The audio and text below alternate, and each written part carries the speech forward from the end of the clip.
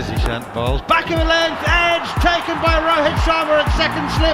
Ishant has the early breakthrough. England already one down. Dom Sibley back in the hutch. Akshar Patel is into the attack. Left arm around the wicket. First ball, Johnny Bairstow taken on the pad. Out LBW. In comes Ishant. Two slips in the gully waiting. It's the inducker. Clipped into the leg side by Zach Crawley. And that's a beautiful stroke. Wowee, we love it. Joe Root drives down the ground like the master he is. Akshar is in again. That is short. Punched off the back foot by Crawley. And that's another boundary. And Crawley has 50. His fourth Test 50. Well, take a bow. Ashwin in. Root taken on the pad. That's very close to LBW. Given! England 74 for 3 as Joe Root walks off LBW to Ashwin for 17 made from 37 balls. And he's beaten him. Yes, LBW. It sort of had to be. Crawley half forward, the ball runs in with the arm, and I think Ben Stokes is saying, yeah, it doesn't look good, Zach. The first interval in Ahmedabad for the first day of the third Test match. England winning the toss earlier on. They made 4 changes. If you weren't with us at the very start of play, where were you? Try and make it on time tomorrow. But those changes, Anderson, Archer, Bairstow and Crawley in. Burns, Lawrence, Stone and Moeen to miss out. India making 2 changes with Jasprit Bumrah and Washington Sundar in. Mohammad Siraj and Kuldeep Yadav, the men to miss out. But it's been India's morning, most definitely. As I say, England winning the toss and batting, but a scorecard of 81 for 4. Dom Sibley first to go, caught by Rohit off the bowling of Ishant for a 7-ball duck. Johnny Bairstow out for a 9-ball duck. LBW to Akshar. It was then Joe Root with the score at 74 for 3. He was LBW to Ashwin for 37. Zach Crawley, the 4th man out, 80 for 4. He made 53 from 84 balls, so 53 out of the total of 80 at that point for Zach Crawley. The not out men at the first break, the tea break, are Ben Stokes, who's got 6, and Ollie Pope with a single. The bowling figures, Ishant Sharma 1 for 26 from 5, Jasprit Bumrah 0 for 13 from 5, Akshar Patel 2 for 30 from 11, and Ravichandran Ashwin 1 for 10 from the 6 overs that he has sent down. Akshar is in again. That is short. Punched off the back foot by Crawley, and that's another boundary, and Crawley has 50. He goes to 51 from just 68 deliveries, and he's got 51 out of the total of England's 66 for 2. His 4th Test 50, and he's played it absolutely beautifully. Back into the side today. Well, take a bow. Zach Crawley, I mean, winning the toss and batting, it's half the battle. You've got to go out there and do it in a Test match after a short break. But he's come out and played shots all around the wicket. And he's beaten him. Yes, LBW, it sort of had to be. Crawley half forward, the ball runs in with the arm, glances the front pad, and I think Ben Stokes is saying, yeah, it doesn't look good, Zach. It doesn't look good. What's he going to review? The clock's running out. He's turning for home. Gotta go. Zach Crawley, the man with the vast majority of the England run so far. He made 53 before he was LBW by Akshar Patel out of England's 81 for 4. Plenty of cricket left in today. Of course, we've now got a 2-hour session, then the 40-minute interval, and then another 2-hour session to complete the day. We've had 27 overs in the morning as England make 81 for 4, so 63 left in the day. And of course later on we are expecting the ball to start swinging around and doing a bit more under the lights, so there's plenty of cricket left in this day. And of course you're listening to the third Test between India and England on TalkSport 2 with the Times and the Sunday Times. Their cricket coverage led by former England captains and rather exceptional batsmen Mike Atherton and Sir Alistair Cook, and I imagine you'll be getting the thoughts of both of those on the innings of Zach Crawley in tomorrow's publication. But England will be hoping that Stokes and Pope will be able to take things forward, because it has been a tough morning, and Stokes on 6, Pope on 1 are the not out men who will be resuming very shortly. Darren Gough is going to be in the summarisers chair for the first part of the middle session of the day. So Goughy, 81 for 4 it is.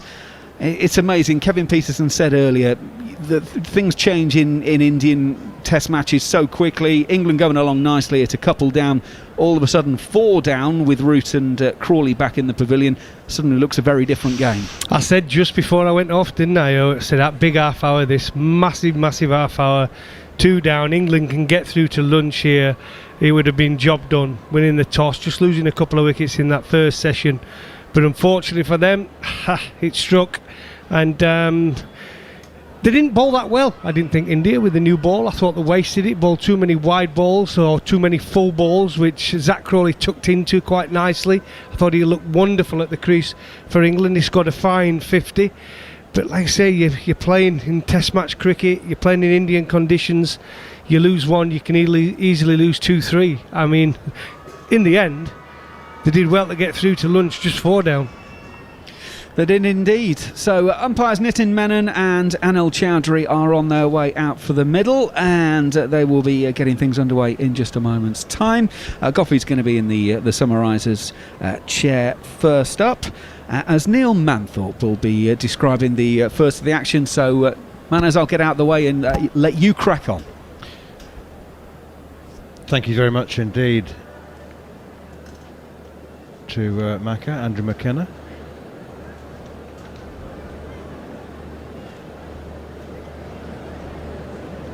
It's going to be R. Ashwin to resume the attack. Goffey, I make it. I could be wrong, and we'll find out soon enough. It's 10:05 local time, and I understand that the sun sets at around 5:15. That's around about 25 minutes time. Wow! So we've started the twilight period, that change of natural light into artificial light, and this will perhaps tell us a lot about how the Test match might progress from here on in. Ashwin in, first delivery after the first break, the tea break. We have the dinner break coming up in 2 hours' time. It is rather confusing, isn't it? After starting at 3 in the morning to suddenly now going to these starts, 9 a.m. starts. But Leah, we got 2 players at the crease here, Manners, basically, who like to play a positive game. Down the wicket comes Pope. It's positive, just using his feet, even if he is defending. 81 for 4. Pope on 1. Ben Stokes on 6. It would be very, very interesting as to see just how. Oh, there's Ashwin in once again, and an optimistic appeal. It never looked like it was going to hold its line. I think that one was gripping and turning and bouncing maybe over the stumps. There's lots of bounce and maybe down the leg side as well. It was an animated moment of disagreement between Virat Kohli, the captain, and Ashwin in the first session, when Ashwin insisted on having a review. Well, he did, and then he walked away, Manners. He did. Here is Ashwin around the wicket. Bowled him, he's hit the top of off stump. Ollie Pope's been done by the straight honour. Around the wicket, a beautiful piece of bowling. The previous delivery turned and gripped in. That one has skidded on and hit the top of off stump. It's a beautiful piece of bowling. England lose Ollie Pope, and they are 81 for 5. Well, we're seriously in trouble here now, England. 81 for 5. It's a proper collapse from England here. Ashwin very clever. We know his different varieties. Around the wicket, early on, first over after lunch, right on the money, pitched straight on with the arm, knocked his off stump out. Ollie Pope disappointed. He cannot understand how he's missed that delivery from Ashwin, but that's what makes Ashwin the best off-spin bowler in the world. England in trouble. 81 for 5 here on TalkSport 2. And may I just say that you have to call the game the way you see it, and 20 minutes before lunch, those who were listening would have heard Kevin Peterson say, if England aren't very careful, they could be 80 for 5. And, well, he was only 1 run out. They're 81 for 5. You don't need to butter him up, mate. Dear me. I'm just saying that he called it, and it's like he's not taking any pleasure out of calling it, but he could see it happening. You watch enough cricket, you can see it. He didn't say it would happen, he said it could if they're not very careful, and they've tried to be careful, let's be honest. It's not as if they've been come out swinging and playing rash cricket. Well, look, listen, it took a while to bring Ashwin into the bowling attack. He tried a few others before him. Normally we used to see him have a little bit with the new ball, but they took his time. They brought him into the attack. He's already picked up 2 wickets now, 2 big wickets, by the way. Joe Root and now Ollie Pope brings Ben Foakes to the crease, and we've talked about the selection by picking the 3 seamers and not an all-rounder as in Chris Woakes, and it does give us with a long tail, doesn't it? England have got a long tail, so we're going to need a partnership here. The reason we weren't successful in the last test, if we look at the partnerships throughout that game for England, I think the best one was Pope and Stokes, probably until a Moeen Ali partnership right at the end. So we need to get a partnership together. Well, Ben Foakes was, for all the majesty and the mystery even of his glove work in the second test match, and he was absolutely brilliant. It's not often you find yourself saying, I can't wait for the third test to watch Ben Foakes wicket keep, or anybody wicket keep. But he just, let's not forget, he was the best batsman in the first innings with an unbeaten 42. Anyway, he's on strike now, 3 men round the bat, Ashwin in, round the wicket, forward he comes, plays defensively, a little way in front of the pad as he nudges it out onto the offside. My goodness me, so much speculation about team selection, and then a feeling that India may have gambled with the 3 spinners. They might not even need the third spinner, Washington Sundar as the third spinner, but I got the sense, and in many ways Virat Kohli confirmed it at the toss by talking about his batting. In many ways Washington Sundar picked as much as a number 7 batsman as he was as a third spinner. Here comes Ashwin again, and Foakes is forward playing defensively, and there's no run. Beautiful over of spin bowling, combination spin bowling from R. Ashwin. Magnificent. England 81 for 5. Well, he only bowls Sundar, let's be honest about it, if we get a partnership together, doesn't he? I mean, when you have got the delights of Ashwin and Patel, who both bowled beautifully in the last test match, he's only going to be used really if there's a partnership put together. So he's picked for his batting, let's be fair to it. They picked him as a batter in Australia when they needed that extra batting, who could bowl a little bit, and have picked him here in this test match for that reason. England went with a batsman less, India went with a batsman more, and England now could do with that extra batsman. It'd be interesting how Ben Stokes plays. He was so disappointed the last test match, wasn't he, getting out playing defensively. Here is Axar Patel bowling to Ben Stokes, left arm spinner to left-handed batsman. His natural game, I think, from this sort of position would be to attack, but it'll be interesting how he does play. Takes some courage to attack from here. Not the ideal counter-attacking position. Plays defensively off the back foot now, pushing it up towards mid-on. I'm just going to bring Kevin Peterson in here. He's if we could have a KP's. You're on, KP. You can hear me? I'm on? Okay. I was just checking. I saw my light was red here. I just couldn't hear the talk back. But especially with the position of... Axar in again. Stokes plays one, keeps low, defends it out on the onside. Of who's next. And that's the issue. You talk about India playing an extra batter and England not playing that extra batter. There is so much weight and responsibility now on just this partnership. It's this partnership for the game. It really could be this partnership for the game. Big appeal for leg before wicket. It might be a bit high. Up goes the finger. Axar Patel's got Ben Stokes for the moment. I fancy England's all-rounder may well review this. He's grimacing. He has reviewed it. And if it just looked a bit high, I don't know about the impact outside the off stump possibly, but Ben Stokes has reviewed it straight away. If it's 81 for 6, you can't help wondering if there's a way back for England. Yeah, it is. It's a horrible sight, and we're going to see if it's even more horrible in the next 60 to 90 seconds. I think this is pitching and hitting just on off stump. It may just be outside off stump. Original decision is out. So it just needs to be clipping, just needs to be umpire's call on off stump.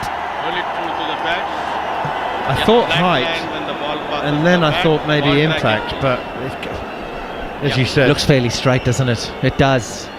maybe just outside off stump. Umpire's call top of off stump. We're going to see now.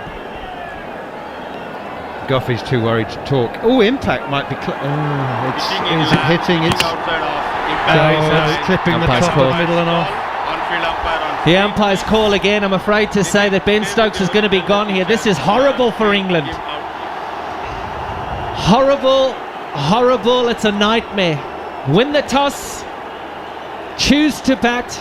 Start okay with Crawley. It's now a disaster. It's 81 for 6. Well, do you know something, Kev? When you look at the scores, Zach Crawley 53, Don Sibley 0, Johnny Bairstow 0, Joe Root 17, Ben Stokes 6, Ollie Pope 1. It's a sad scorecard. 81 for 6 here on TalkSport 2, and again England falling to the might of spin against India. It brings Jofra Archer to the crease. And the tale starts now. He's a guy who we've seen in the IPL, especially one-day competitions around the world, hit the ball out the ground. Well, we're going to need him to hit quite a few today.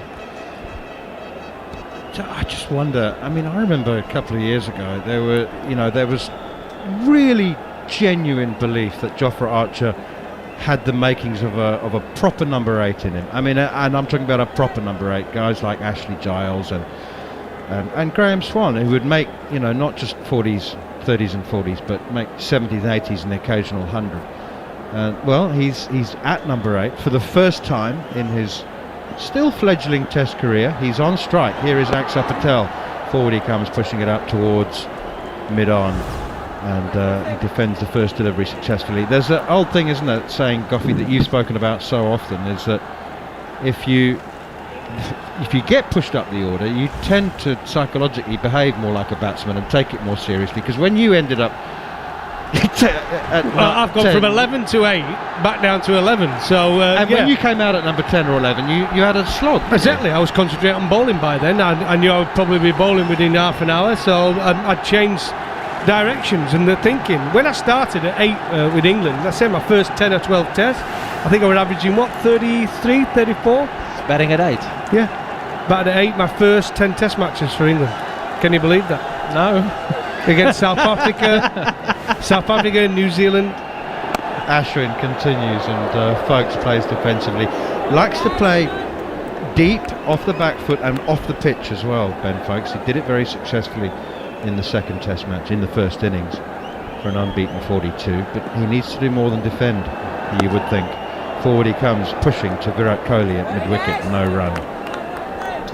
Yeah, you would like to think that Foakes is now going to face most of the deliveries, and it's not something that you want to do, because a lot of the best batters are able to bat in trying conditions from the other side. Tosses one high up into the air and doesn't dip far enough or quickly enough, and it's a low full toss, but punched to mid-on. Well, I mean, do you even think of a target or an objective in this kind of situation? I mean, we can sit and go, well, they need 150. I don't think there's a target. You bat for as long as you can bat. I mean, all the batters are just thinking one has got their name on it. I think that's the frustrating thing as a batsman, thinking, and it's a horrible thought that one's got your name on it.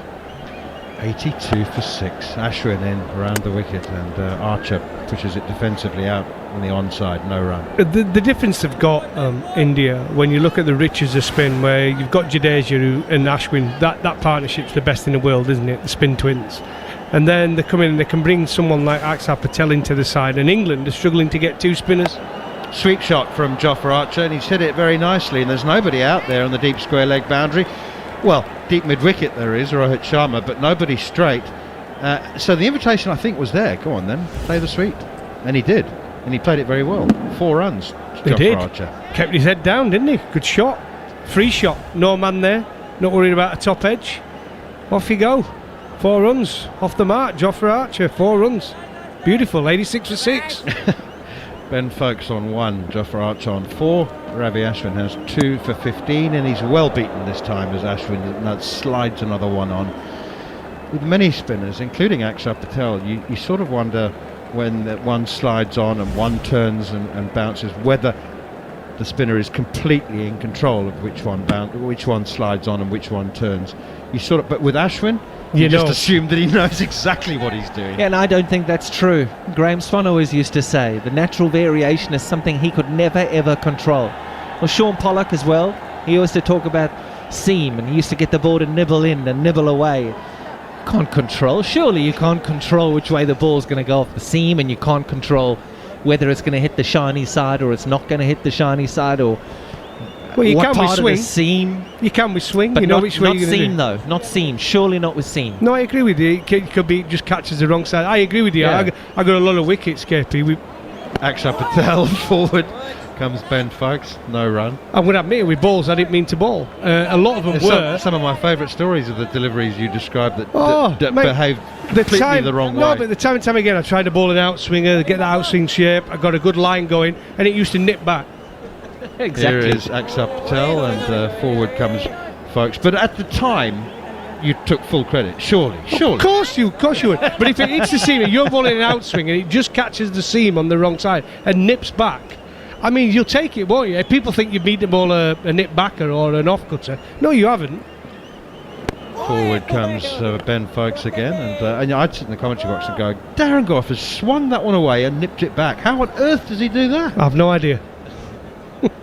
And you only talk about it at the end of your career, don't you? Oh, exactly. At the time, you mean to ball every single delivery. Absolutely right. England 86 for 6. They've lost their 2 tea time batsmen. I think it's tea that we had the first break. It was 20 minutes, so that's the length of a tea break. And they've lost Ollie Pope without adding to his 1, and Ben Stokes without adding to his 6. And England in all sorts of trouble at 86 for 6. They're now relying on Ben Folkes and the longest tail that England have had for over a decade, with Jofra Archer coming out at number 8, to be followed by Jack Leach, Stuart Broad and Jimmy Anderson. So there's heaps of bowling but not much batting, I'm afraid, from 8 down for England. They've just got to focus on staying in the test match, and you never know what's going to happen. This ball is 30 overs old. Maybe if they can get it to 50, maybe it'll go soft and become less effective. Akshar Patel comes forward again, and forward comes Folkes, playing defensively through the hands of Silly Point. And what we haven't seen a lot of is fast bowling neither. And England have a lot of fast bowlers. We just talked about all the bowlers to come here. You've got one, you've got Archer, you've got Anderson, you've got Broad. I think the difference is but we were scared to pick our second one. Oh, and Ben Folkes is struck on the pad here. A loud, guttural appeal for leg before wicket from Akshar Patel, which he quickly withdraws, because I think it was sliding down the leg side. No, the issue is the best spin bowler is back in the UK. Moeen Ali on his prescribed leave period, which was earmarked before the team even landed in India. Here is Akshar Patel once again, and it's steered behind square on the offside, and there's no run. Ben Folkes looks just a little rushed. You were talking earlier at KP about once the spinners get the bit between their teeth and they're taking wickets, suddenly, we had 11 overs bowled in the first hour. Now it's 16. Absolutely, and that's the issue that you sit with here, man. Is you sit in a position where you're trying to slow the pace of the game down, but you can't slow the pace of the game down. There's so much energy. We're seeing the captain of India, Virat Kohli, is in at Silly Point. He's screaming, he's running around, he's jumping. The crowd starts to go with the players, and somehow mentally you got to draw it all back, and you got to get rid of the noise. Here is R. Ashwin, and that's pushed out defensively on the onside. You make that sound easy. I can't think of anything more difficult. No, it's not. It's hard. It's almost your biggest battle. Is taking away the noise. Pushed out on the onside. You can't bat with headphones in, can you? No, but because you faced left arm Earplugs. spin before, you faced right arm spin before, you faced all this bowling before. But it's the conditions, yes, but it's all that noise around you that you've just got to try and get rid of. You've got to try and find a way. Forward comes Archer once more, pushes it to short leg. Shubman Gilfields. And on top of that, Kev, concentration with the heat. You've talked about it many Yeah. times. That is the biggest thing mentally. Yeah, you start sweating, then all sorts of things happen. Pushed away behind square on the leg side here. That's actually very nicely played by Jofra Archer. He played it with the spin behind square on the leg side. Next one will be the carom ball. He'll try and play the same shot and it'll go the other way and hit the leading edge. Sometimes it's about just coming down and actually being a little bit positive and proactive at the start of your innings to get a few fielders back and then rotate the strike like Archer's just done there. He's played one sweep shot, square leg then drops all the way back, and he's able to rotate the strike. That slows the pace of the game down. 3 men round the bat, 2 on the leg side, and 1 at slip, and this one slides on past the outside edge. It's not taken cleanly by Rishabh Pant, but it's just mesmerising watching R. Ashwin. You're right, Kev, because start of the series, England were obviously looking to do that. Be positive when they first come to the crease, hit the boundary with their shot, and then rotate the strike.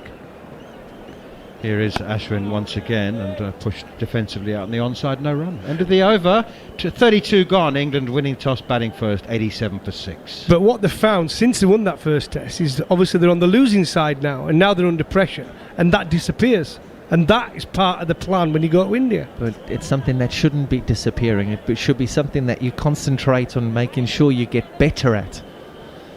And as things can happen so quick, they're happening so quick at the moment in Ahmedabad. You're listening to commentary of the third test between India and England on here on TalkSport 2, sponsored by the Times and the Sunday Times. Cricket writing with an edge. And for the next 20 minutes, you'll be with Mark Nicholas. I'm going with that idea of the headphones. I think that's a really interesting idea. Akshar Patel now bowls very straight at Jofra Archer and fast, and he plays it simply, really, just leant forward and with a straight bat pushed it. I mean, could you have Jessica playing some of the band's music in your head, or could I have a bit of Bruce Springsteen in my head, or who says you can't? How do you hear yes, no, wait, sorry? You look. Some of the greatest partnerships, all you needed to do is look at your buddy, just look and go. Sehwag, Or don't. Sehwag and Gambier, Langer, Hayden. Yeah, they're brilliant, weren't they? Yep. And back he goes, Archer knocks this down into the leg side. He's played 3 balls this over very competently, forward and back in defence. He's got time to do it. Of course, he's a pretty laid back guy. Here's Akshar again, trying to get one to really spin, and he plays with a straight bat. He gets a thick outside edge for a single to short cover, so there's a valuable run. We'll try to keep this strike rotating. Yeah, I feel as though with Akshar Patel when he's bowling at these England batsmen, because they've got in the mind the odd ones really turning and bouncing, his dangerous ball is the one that goes straight on. He just looks as though he's going to be in the game with the one that goes straight on every single time. Then focus on strike to Akshar Patel. Plays well, a ball that bounces more than the others, hits right up on the splice of the bat, but drops down safely. Lawrence Rowe, the great West Indian, Kev used to whistle when he played his strokes. Mike Brearley used to hum classical music in the face. Sehwag used to sing. There you go. Carlisle Best.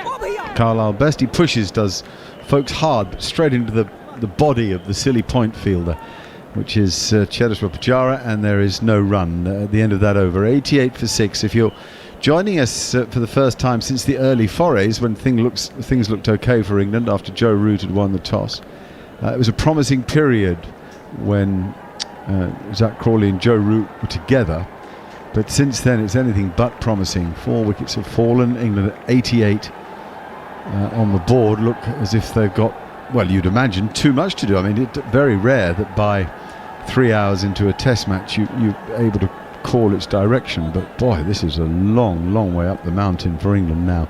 Here's Ashwin, very short, and Archer goes back and pushes it to him and looks cross with himself as if to say, I should have just rocked back and smashed that out the park. Well, it's a bit hard when you're guessing which way it's going to spin. Yes, Ashwin, of course, orthodox off spinner who's got that carrying ball. He lobs that right up. That was a carrot, not a carom, a carrot to Archer, and he resisted it. He just plonked his back down on it rather dismissively, as if to say, I'm not falling for that old trick, matey. Remember, Leach, Anderson, Broad, or Leach, Broad, Anderson probably in order to come, and back goes Archer, plays a lovely cut shot for 4. Oh, the delay, the lag in the bat there as it came down to strike cleanly past point. Yeah, and the disappointment of the first one that he thought that he missed out. Here he's not disappointing at all. A little bit wider, a little bit shorter, and Jofra Archer just cuts it away. Batting at 8, batting like a batter. Well, that's often the case. I'm batting at 11, batting not like a batter. Stuart Broad used to bat at 8. He batted 11 in the last test.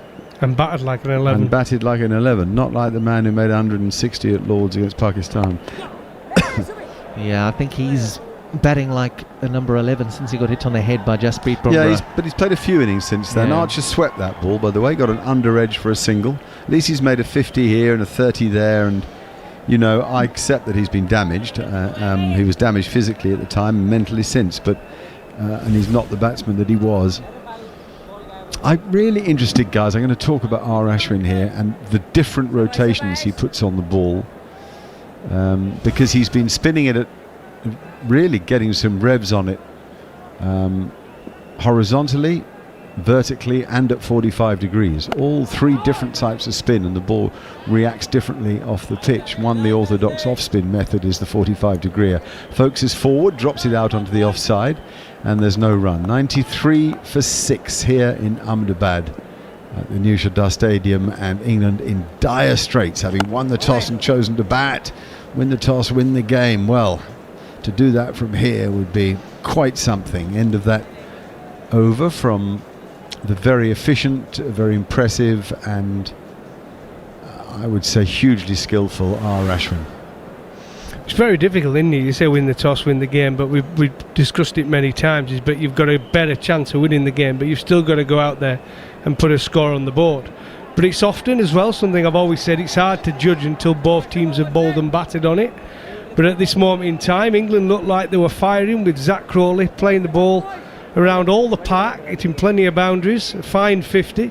But now you look at it at 93 for 6, and I think you're right, Mark, it's going to be hard to come back from this. It's going to need a strong partnership. Yes, here's Akshar Patel again, bowling left arm round the wicket. Very tall, slim man with some bum fluff around his chin. He's in shades a lot of the time. Back goes Archer, knocks it out onto the offside for no run. Archer upright in his stance, equally slim, maybe even slimmer than Akshar Patel in his stance. Picks the bat up, bowled in. Just late on it, that's all. Quicker, smarter, better. A great variation, a wonderful bit of skillful bowling. You talk about the skill of R. Ashwin. These spinners, there is a lot of skill, there is a lot of quality, and they're delivering it here in style. England are 93 for 7. Faster, quicker through the air, skiddier off the surface. Archer slower. Akshar Patel, he's got his arms in the air. India, they're flying high at the moment. Jofra Archer has to leave for 11. Who's in next? Jack Leach. Can you believe, would you ever have thought Jack Leach would be coming to the crease if he comes before Stuart Broad? Do you know what I would say to Stuart Broad? He's got a good eye. You talked about some of the innings he's played. Just go in and hit it. Go in and hit it with a spin. There's no point trying to defend. These guys are clever. They're very high quality spin bowlers. He'd be better off, if it is Stuart Broad, coming to the crease and playing some shots. We've seen him play some wonderful innings. I think 9, 10 and 11 should only be allowed to play shots.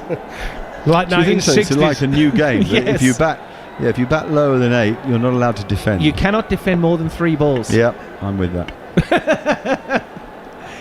No chance. There's argument for 7-wicket innings, I think. I've invented a game, actually, that had a 7-wicket innings. And after only number 9 could bat, 10 and 11 didn't bat, because who cares?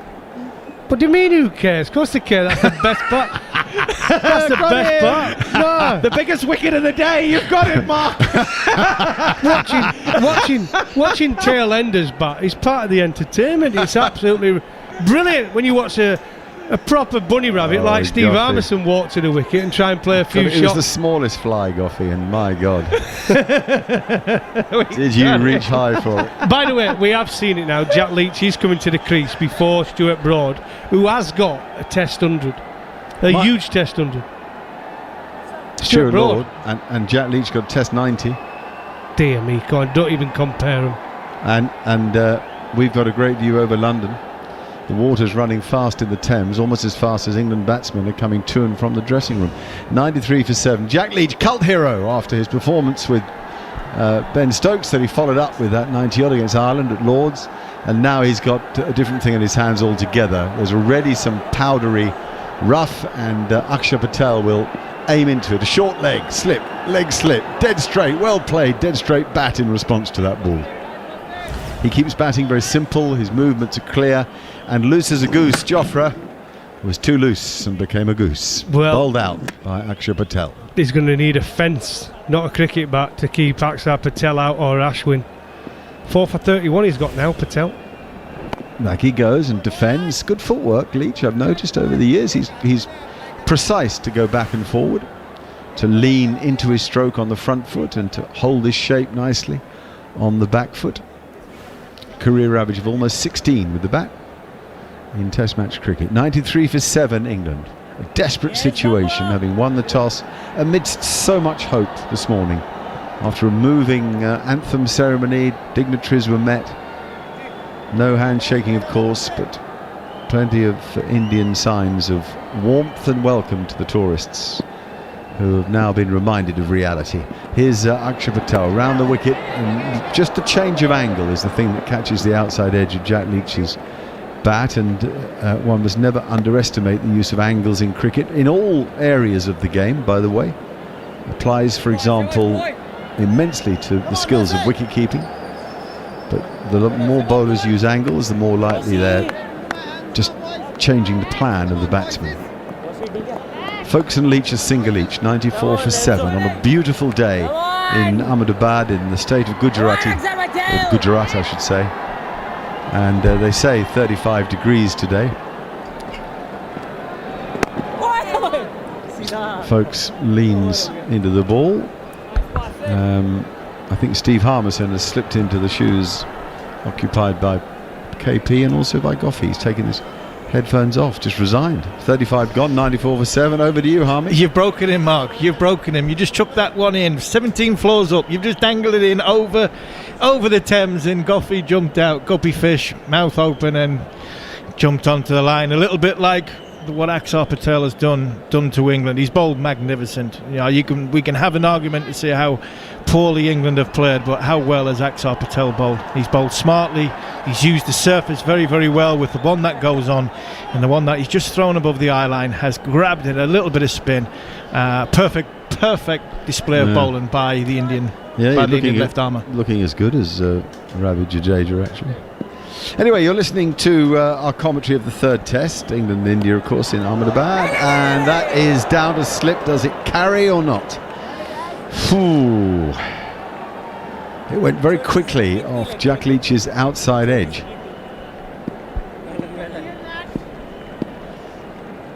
It's the thing about Ashwin, the ball really hurries off the surface, bowls it heavy. Leach is forward now, and folks seem committed to try to get the strike back. Bit of chaos. So Leach pushes it into the offside. The Indians scream at the fielder, who doesn't seem alert to the fact that the non-striker's end. Folks is well out of his ground. Washington Sundar it was who got the squeals, but anyway, Folks is safe. And lob up ball from Ashwin, clever. It dips, loops and dips on the batsman. Oh, great fun for the Indian players out there. I don't know how much of that stump mic sound you can pick up. Back goes Jack Leach to R. Ashwin, and all those balls have gone out to square cover, where Washington Sundar has been bored into the side instead of Kuldeep Yadav does the fielding. Come on, Ash. Television gives us a view of the serious-looking English dugout. Leach forward, pushes to Rohit Sharma at short extra cover, no run. Vast stadium. The lights, incidentally, there are no light stanchions. This is what they call the ring of fire. The lights are built into the inner rim of the roof. Forward again goes Leach, and there's no run. The end of that over. 36 overs bowled, 94 for 7. England unable to break free of these shackles. Yeah, unable to break free, and good pressure there by R. Ashwin, and you can see the anxiety between Leach and Folks, two inexperienced players at Test match level, in the cauldron with the crowd and the noise that's going on, looking to try and rotate the strike, but not wanting to make a mistake, and it's who's going to break first.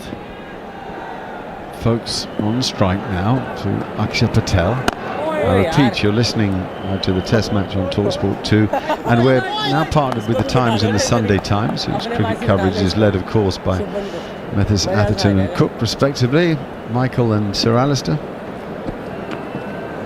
two former England captains, as Folks goes back and defends very comfortably. So that's a nice partnership with the Sunday Times and the Times. 94 for 7. No, so different from what we had expected this morning when Joe Root won the toss. You can always imagine losing a wicket or two quickly on a Test match morning, but not 4 by lunch. That comes off a thick inside edge with a front foot defensive prod by Ben Folks, who's generally very comfortable against spin. He's got a single for that. He has time to play, he seems to understand spin, and that of course comes from a lifetime of working with spinners behind the stumps. You need soft hands, you need to play the ball late, you need to watch it very closely onto the bat, you need to get rid of the traffic that hounds you all around the bat, and the ball has to be your sole focus. You have to read it from the hand. The crowd roar. Jack Leach defends on the front foot. As often with Jack Leach, when he's defending, he looks as confident as any of the England players. Crowd lifting the ante a bit here, lifting the Indians. Leach is forward, runs off the blade, behind square, there's a couple in it. Ishant is doing the chase with those long bounding legs of his, and it's a sloppy throw that Rishabh doesn't even bother to pick up, and it goes past everybody to short extra cover. The crowd are now up because Ishant has played in front of them, so they leap with the Mexican wave, part in salute of Ishant and part simply in a sense of fun. All their multicoloured clothing lighting up this stadium. It's a joy to see it. Spectators of international sport. Superb. Akshay Patel now, and he beats Jack Leach. Lovely delivery, quicker, running across him. It doesn't spin back in. It's a quality delivery, and it's 97 for 7 at the end of that over. 2 for Folks, 3 for Leach. Akash Chopra is with us from India, and unimagined scoreboard here, really, I would say. Would you agree with that? Absolutely, because it's not even a turning pitch yet, Mark, and it's just the straight balls that are dismissing most of the batsmen. It's obviously sowing the seed of doubt, but what it is also highlighting is just the inability to play spin, and it is perplexing for many reasons. The primary reason would be the way England actually played spin in the first Test match. What has changed since then? Why can't they play the straight ball now? Is it just the scars of the previous Test match where the ball was indeed turning, jumping, bouncing, doing all sorts of things? Is that what is playing on their minds, that every time the ball is bowled, they're expecting the ball to just turn square and they're just getting dismissed on straight balls? Okay, well, I'm pretty sure I can answer that. Hang on. Here's Ashwin to bowl to Folks, who works it, gets the bottom hand, whipping it away on the leg side. So we've got a moment here, but we'll talk more at the end of the over. I think it's simple. I think it's confidence. I think on the back of Joe Root's 200, England built a first innings score that was formidable. In that came an 80 from Ben Stokes that was played on the back of the anchor roll that Root had secured for England. The position was secured before Stokes really got into it. Others played around him too. And I think the confidence that came from that performance led to runs in that innings and in the second innings. Then they got exposed badly in very difficult conditions in the second match in Chennai. Here's R. Ashwin again, bowls nice and straight and spins it past Jack Leach's outside edge. There's a silly point, a slip in the gully, and I think that's affected them here. I agree with you. I think the ball has spun at times, but I agree with you that the batting's been timid. Is Ashwin again, and that carries, does it? It does. It carries to gully. What a lovely, simple bit of cricket. An off-spinner flighted high that turns away from the left-handed Leach. Leach goes forward, it runs off a thick outside edge into the hands of Gully, as if it were worked from clockwork and will be worked in this way forevermore. Yeah, absolutely, Mark, and I'm 100% with you. I think the ball has turned a bit this morning. I think that's why it's been so difficult, because the straight one has been more difficult to face. I think we're looking at a DRS whether this catch count carried. The umpire, the soft signal is out. It did look as though it carried, not a problem, and it was a decent catch at sort of Gully by Pujara. Yeah, it has carried. They're looking, but it has carried. Akash, we're just examining this catch, so we've got to sort of be careful of interrupting the third umpire. This will be better. Nice and slow. Yes, that's carried comfortably, actually. I'm surprised Can you they've give me another angle? taken the time to review it. I don't think the batsman was unhappy.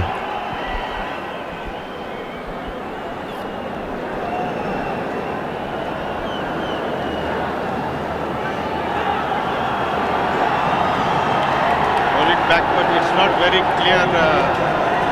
Dev, can you give me another angle?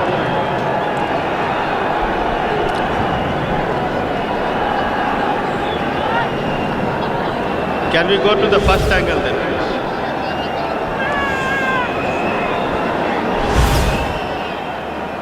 Roll it nice and slow, please. Nice and slow.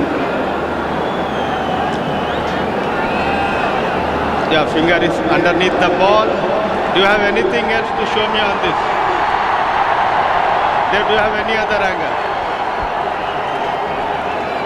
If So you don't have any other angle to show If you're wondering what's going on, just turn the radio on. There's a review of Jack Leach dismissal. So that's the third umpire's voice and the crowd in the background. Nice and slow. Yeah, please show me. Yeah, nice and slow. Yeah, roll it forward. Yeah, fingers. Do you have anything else? Okay, fingers underneath the ball. I have made my decision.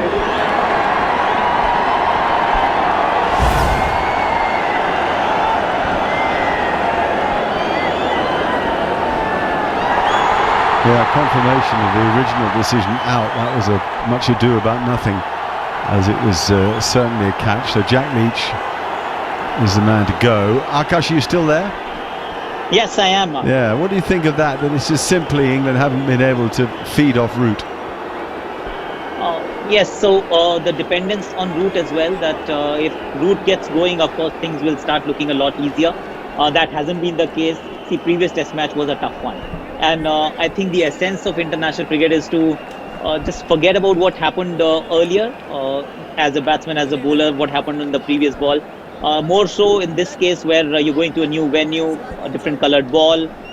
You've got to back yourself after winning the toss.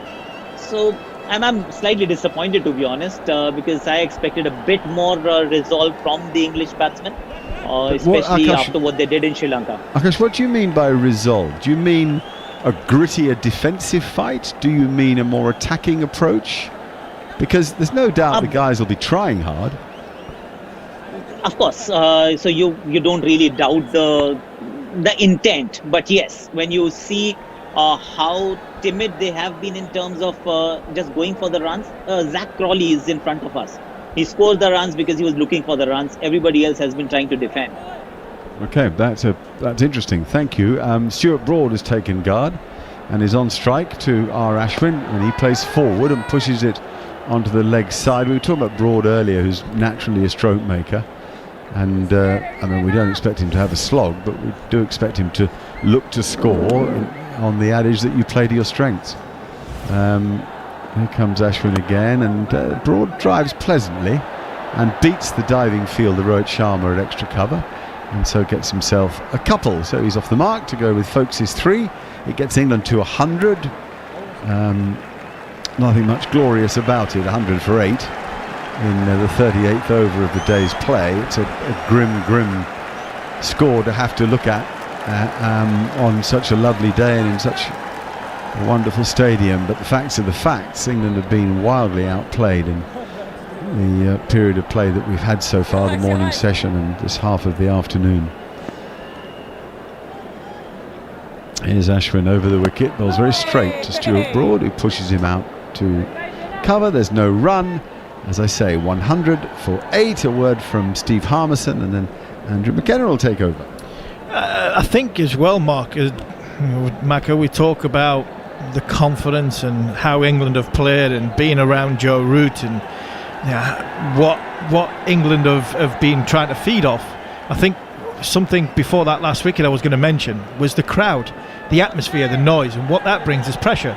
And I think there's a different pressure of playing in this stadium, like there was in Chennai in the second Test match, compared to what England have had to play in Galle for the 2 Test matches throughout the whole of our summer and the first Test in Chennai.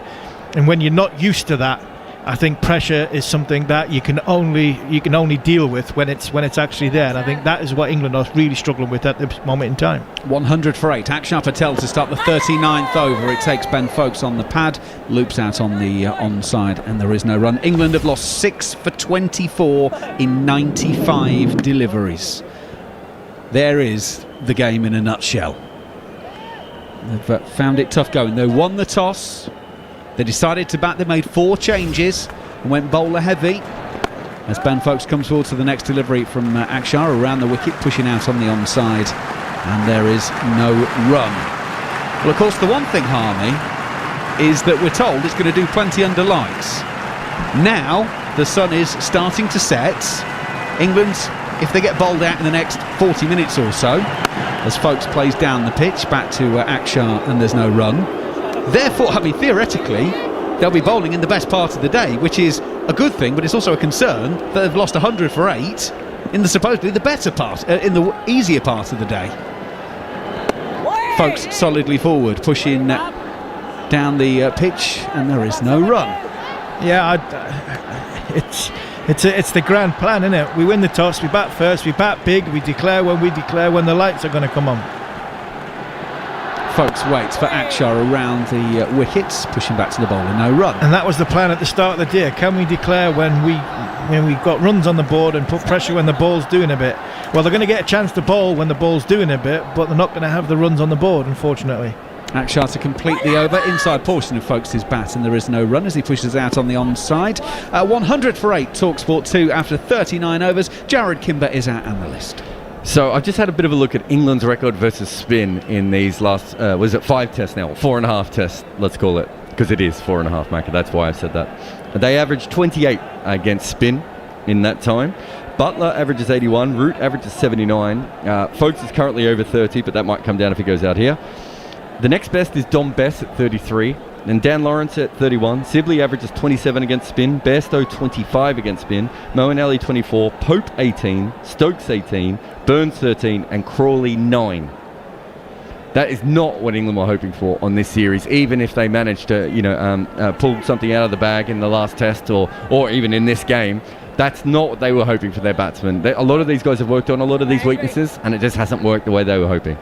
Start of a new over. Ashwin around the wicket to Broad, beaten outside the off stump. Turn, bounce, and Pant almost takes that up by his shoulder in the end. Broad groping forward, but can't get close to that one. What an absolute beauty that was. Ashak's talked about it not turning that much. Well, that's just grip, just a touch, and it's turned beautifully right past the outside edge. Ashwin in again, Broad solidly forward, pushing back towards the bowler, no run. If Gareth Batty was here for this one, he'd be calling that a seed of doom. Very little you can do about that. It's an absolute ripper. Ashwin, who's so far got 3 to his name, 3 for 24, he's in his 13th over. Akshar has 4 for 35 from 17.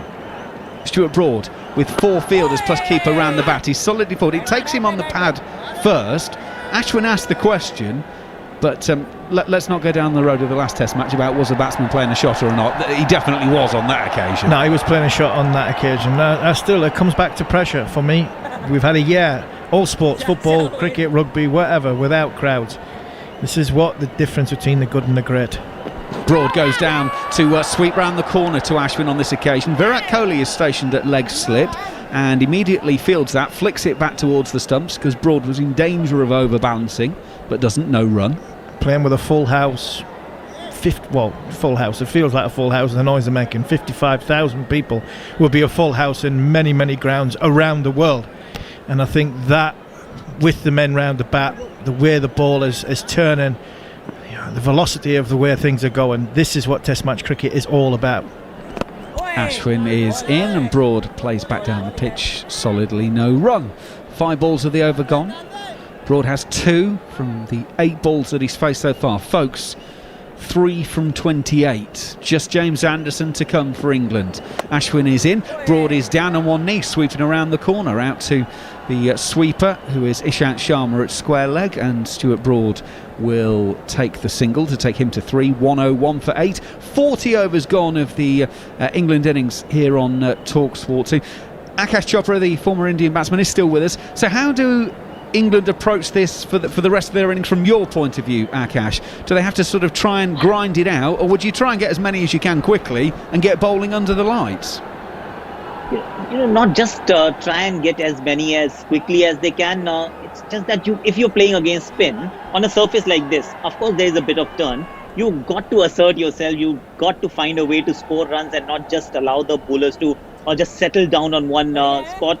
You've got one bowler already batting with Folkes, and then of course a couple of more bowlers to follow. So you know that your job is cut out. You've got to look for runs and then see where you go. See, every run that you score in the first innings is gold dust, is what I feel. Don't get too far ahead of yourself. That twilight session is going to actually yield you a lot of wickets with a new ball. It may still not happen that way, and that's the beauty of Test cricket. Therefore, score as many as you can. Well, I can tell you that the lights are now coming on as Akshar Patel starts a new over and beats Stuart Broad outside the off stump. Rishabh Pant can't take, and Folkes comes through for a bye that actually there might have been a second one there, but Stuart Broad wasn't really aware of the situation, so they end up taking 1. So 102 for 8. So the lights are now starting to warm up, and I use that phrase advisedly because that's now what we're going to see. Potentially the change in atmosphere and humidity might just mean that the ball starts doing a little bit more from here on in, so we need to keep our eye on this one. Yeah, it's just zip through there a little bit more. What I will say about the England batsmen here, if there's a time to nick one behind, this is the time, because in the last 10 minutes Rishabh Pant looks all over the shop. He has been all over. He's not picking them up, he's not taking them when they were getting in the field. He's missed the ball there that didn't really turn. He looks as though he's concentrating more on having a go at the batsmen and having a laugh with the fielders than he actually is watching the ball and actually taking it. Akshar Patel goes in. Folkes deep in his crease, pushes back down the pitch to the bowler. No run. Trying to see, Pant was keeping with sunglasses on earlier, but it's now that sort of that awkward light as he's watching, and Ben Folkes comes solidly forward and there is no run. He's taken the sunglasses off now, so there's that moment, isn't there, that when you've been fielding in sunglasses for a couple of hours, you've got used to that, and then you have to take them off and readjust. Akshar, left arm around the wicket. Folkes pushes out on the offside, beats the bowler, and they're going to take a single. Stuart Broad suddenly gets into 3rd and 4th gear there, thinking I might be able to get back for a second, because the fielders were just getting a little bit leisurely. But they're eventually aware of what was happening, so it is just a single. Broad is back on strike. Akshar with 4 for 36 to his name. Over the wicket to Broad, swing and a miss. Down on one knee, aiming for mid-wicket. It is through to the keeper, Rishabh Pant, and there is no run. I don't mind this by Stuart. I think it's the right thing to do. I think if it is outside off stump, he can go with the spin and try and be as positive as he can. Broad comes forward outside edge of the bat and it lands just short of second slip. And it's Virat Kohli, the man who is at second slip. It landed a couple of feet in front of him, so he can't complete the catch.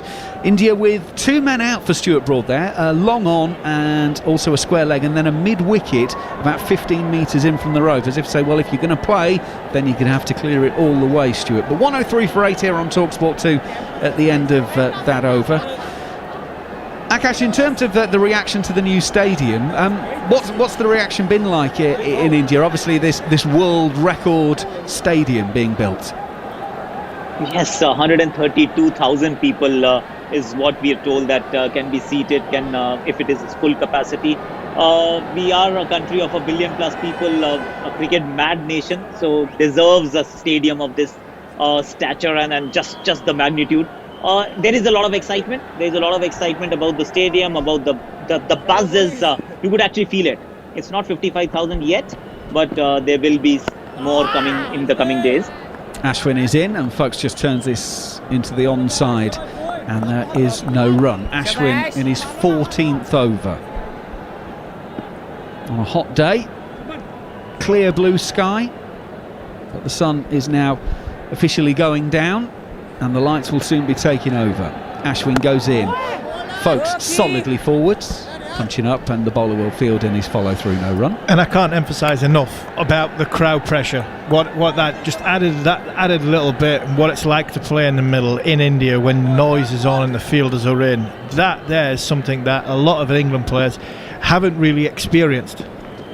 Ashwin goes in. There's a little bit of loop on that one. It's flicked into the leg side by folks, safely as it turns out. Rohit Sharma is stationed out on the boundary, and he will come in and return it back. Single taken. Folks goes to 5. England 104 for 8. And that added with the way things have been going, with the way India have bowled, just adds that little bit more doubt, in the seed of doubt in the mind. And the one thing you do not need, facing Ashwin and Axar, is any doubt. You need to be positive in everything you think. In he comes once again. He's over the wicket to Stuart Broad. Is Ashwin, and Stuart Broad is pushing this out on the offside no run. Of course, Ravichandran Ashwin started this test match on 394 test wickets. He's got 3 of the 6 he needs to join the 400 club. Around the wicket takes Stuart Broad on the pad. Appeal goes up, finger goes up. Stuart Broad is out LBW, and England have lost their 9th in accordance to the umpire. Stuart Broad walks down to Ben Folks. They've sent this one upstairs, but England are 104 for 9. Big sweep. Has it hit him outside? It's a right to go for the review, but has it hit him outside off stump? Original decision is out. It's a fair delivery. Spin vision, please. So it's not a no ball. Now we go to see whether there's an edge on this one. Broad plays the shot and misses it by a decent amount. Can we have ultra edge? Well, it looks like they're just going to check it, but Stuart Broad's bat is quite a long way away from the ball as it goes past. Yeah, flat line when the ball passes the bat. They take it all the way through to where the ball hits the pad to make sure that the waveform is actually working, and now we go to ball tracking.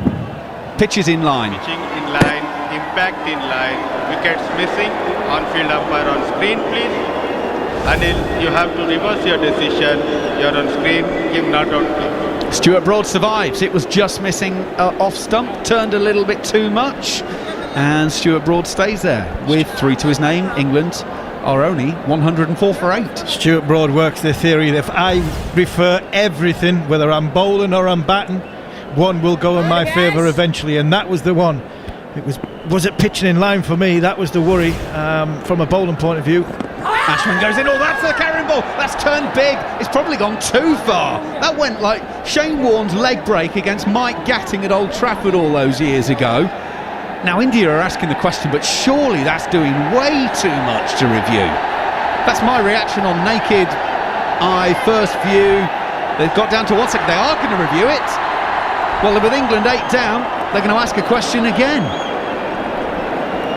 So we'll go through the process once again. Player review for leg before. I think it's hit him in line. It's not out. It's a fair delivery. Spin vision, please. So here we go then. It rips in. There's a puff of dust. Yeah, ball is passing very close to the bat. Can we have ultra edge? Umpire Shamshuddin said it passes close to the edge. I think Broad has missed that by a decent amount. Yeah, roll it forward, please. Roll it through to the bat. Yeah, flat line when the ball passes the bat. No ball edge. Tracking, please. All about ball tracking. Pitching outside of, impact in line. Wickets missing, on-field umpire on screen, please. Anil, stay with your original decision. Well, he You're said on screen. missing, Give umpire not out. Shamshuddin. He's actually slightly undercooked that. That would have missed another set. It's not bad review though of your Virat Kohli. The pressure that's going on, the crowd noise, that the team gets together and then has a little chirp at the batsman, telling the England players they're 104 for 8. the position they're in, you've won the toss. All this added pressure onto, especially on a bed folks who's very, very inexperienced. Not a bad review, even though it was missing by miles. They're still putting pressure on top of the batsman. Akshar Patel to start the new over with folks facing all that hurries onto him. He pushes out on the offside to Virat Kohli, no run. This is the third test between India and England on TalkSport 2 with the Times and the Sunday Times. You can try it for a 1-month subscription at thetimes.co.uk/cricket offer. That subscription does also renew unless cancelled, and terms and conditions apply. Folks, from the crease, tries to dab this one down, can't beat the man at points, and there is no run. 104 for 8 it remains. And this day that India have dominated so much continues. Akshar in, it's turned on the onside, and it is in the air a little bit from folks. High up on the bat, Shubman Gill couldn't get away to his left-hand side to take the catch though. But England have won the toss, elected to bat. And pretty much since then, India have been all over them.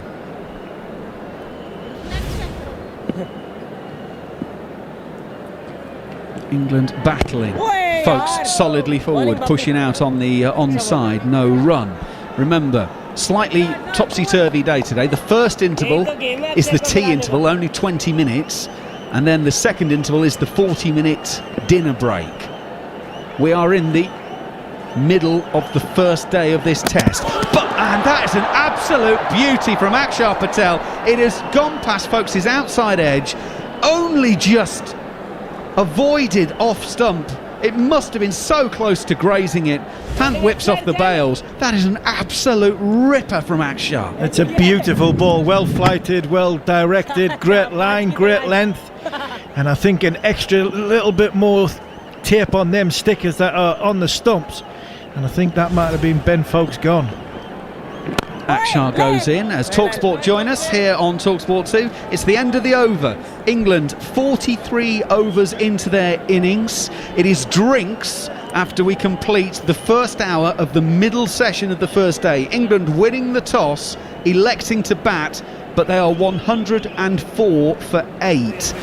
53 of those came from Zach Crawley. The rest, I'm afraid, have struggled. Sibley a duck, Bairstow a duck, Root 17, Stokes 6, Pope 1, Archer 11, Leach 3, the not-out men, Foakes 5, Broad 3, and in terms of the bowling, well, England decided to pretty much weigh in with a seam-heavy attack, but it's the spinners from India that have done all the damage. Ishant Sharma's took 1 for 26, Jasprit Bumrah 0 for 13, but Akshar Patel 4 for 36 from 19 overs, Ravi Chandran Ashwin 3 for 26 from 14. Steve Harmison, look, we're only an hour into the middle session of the first day, but England are bang up against it here and are fighting for their lives already. Yeah, it's a quick game, Mac. A quick game's always a good game. And Coffey said it for. We'll see what happens when both teams have had a go on it and a bowl on it. England lose 2 more wickets. This is probably the prime time for England's attack to bowl on this, not only in this surface but in these conditions under the lights, because they're just starting to take a full effect. But it's a pressure for me. It's the crowd pressure is huge.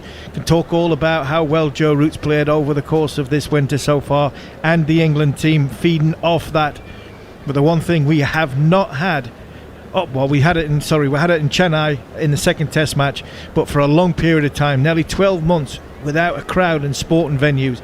We've got a magnificent stadium here. We've got a huge crowd in 50-odd thousand people. The noise they're making. Indian fielders and wicketkeeper around the bat, the noise they're making, the pressure the bowlers are putting on the England batsmen, and unfortunately, other than Zach Crawley, England have found it wanting. Just one other thing noticed as this day has gone on. Jofra Archer missed the second test with an elbow problem in his right arm, we were told.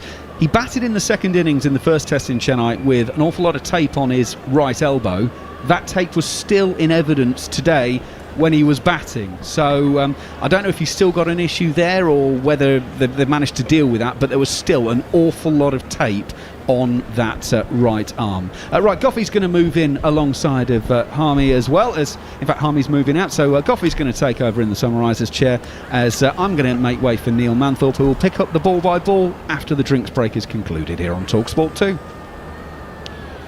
Thank you very much indeed, Maka. Goffey, I know that, it's doom and despondency and despair almost with England 104 for the loss of 8 wickets. But, just in the last 10 years, they've fought their way back from perilous situations, appalling situations. What were they bowled out for at Headingley when they made 360? Exactly. I mean, it's just there is a way back. You have to believe there's a way back, and there is. I mean, they could bowl India out for 160, 180. I think the way you have to look at it and the way you have to be positive about this is, but yes, you come back strong when you get the ball in hand, and you have to do a similar job to what India have done here. They've got England at 104 for 8 after losing the toss. If England do bowl well, the positive side in the first innings, you've got to remember India would have to bat last. So there's always a positive to find if you really want it. And I think this team, England team, have been good at finding those positives and a way back into games. They've showed fight. They might not have showed great skill at times, but one thing they've got, this England team, is fight. So if and when the swing, where the ball stops swinging, and if the seamers don't get their traditional nip and bounce that they're hoping for, that they've been getting in practice, because the ball is gripping so much, there's a second option, genuine second option for. I'm thinking Ben Stokes bowling quick cutters, and Stuart Broad bowled them as well, didn't he? Yeah. In the last game. Here is Ashwin, bowls to Stuart Broad. He comes forward and pushes that one up towards mid-on. Broad bowls a really good leg cutter, and and I presume he bowled another cutter. Stokes, I just think, will get the ball to grip and bounce and deviate as well off the pitch, as Broad now pushes on the leg side against Ashwin. The ball hits him on the pad and is caught by Ajinkya Rahane at slip. Men all round the bat now. Broad has gone 17 deliveries without playing a full-on slog sweep. Here is Ashwin, and this time he plays from the crease again, steers it away behind square on the offside. This may be one of his longest innings in recent times against spin. This is what quality spin does, though, to the opposition. It strangles the opposition, doesn't it? And Ashwin again, 3 men close on the offside, 1 on the leg side. He punches off the back foot to Rohit Sharma at cover, no run. And especially when you're in these conditions, when you've got 2 high quality spinners that India have got in Patel and Ashwin, with Jadeja out at this moment in time, it shows the strength in depth they've got, and what we've got, a situation where we can't pick an off spinner. Ashwin carom ball, and it's a little bit too short. Broad either picked it or played it off the pitch and saw it turn into him. I don't think he picked that. He was rushed, wasn't he, in the end? But a lot of turn, isn't it? The other one for Ashwin, it's going big as well, the carom ball. Here is Ashwin once again up to the crease now. That's leg side, and a leg glance but a miss from Stuart Broad. Nicely taken by Rishabh Pant, the end of the over. Rushing through his overs now is Ashwin and Axar Patel. England 104 for 8. Looks like India at this stage they don't need the third. They don't need the third spinner because they picked him as a 7th batsman. Exactly, he's picked as a batsman. Let's be honest about it. The only reason he bowls is if there's a partnership gets together for England. But 17 overs this session, 23 runs only scored, and I've just talked about the power of having spin twins who know what they're doing and create pressure, don't bowl a lot of full bungers. And England have been guilty in the first 2 tests of their spinners bowling a lot of full tossers, especially Ali and especially Bess. Leach has got it pretty spot on, hasn't he?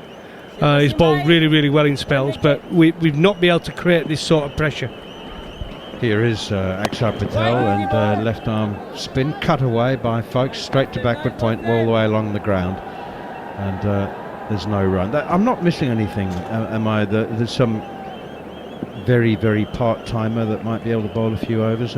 Sibley, Pope, Dan Lawrence. Well, yeah, he's not playing. Pushed away defensively up on the onside. I like the look of Dan Lawrence. Sibley bowls leg spin. Yeah. Does he? Right. He can. I mean, I would say it's sub Dan Lawrence spin, but he can do it. Leg spin, leg rollers. Yeah, it's not the worst. They come out. Well, he's a reluctant bowler. Here is Axar once again, and Folkes forward, then back, retreats right onto his stumps, tries to work it on the onside, beaten by the extra pace of Axar Patel.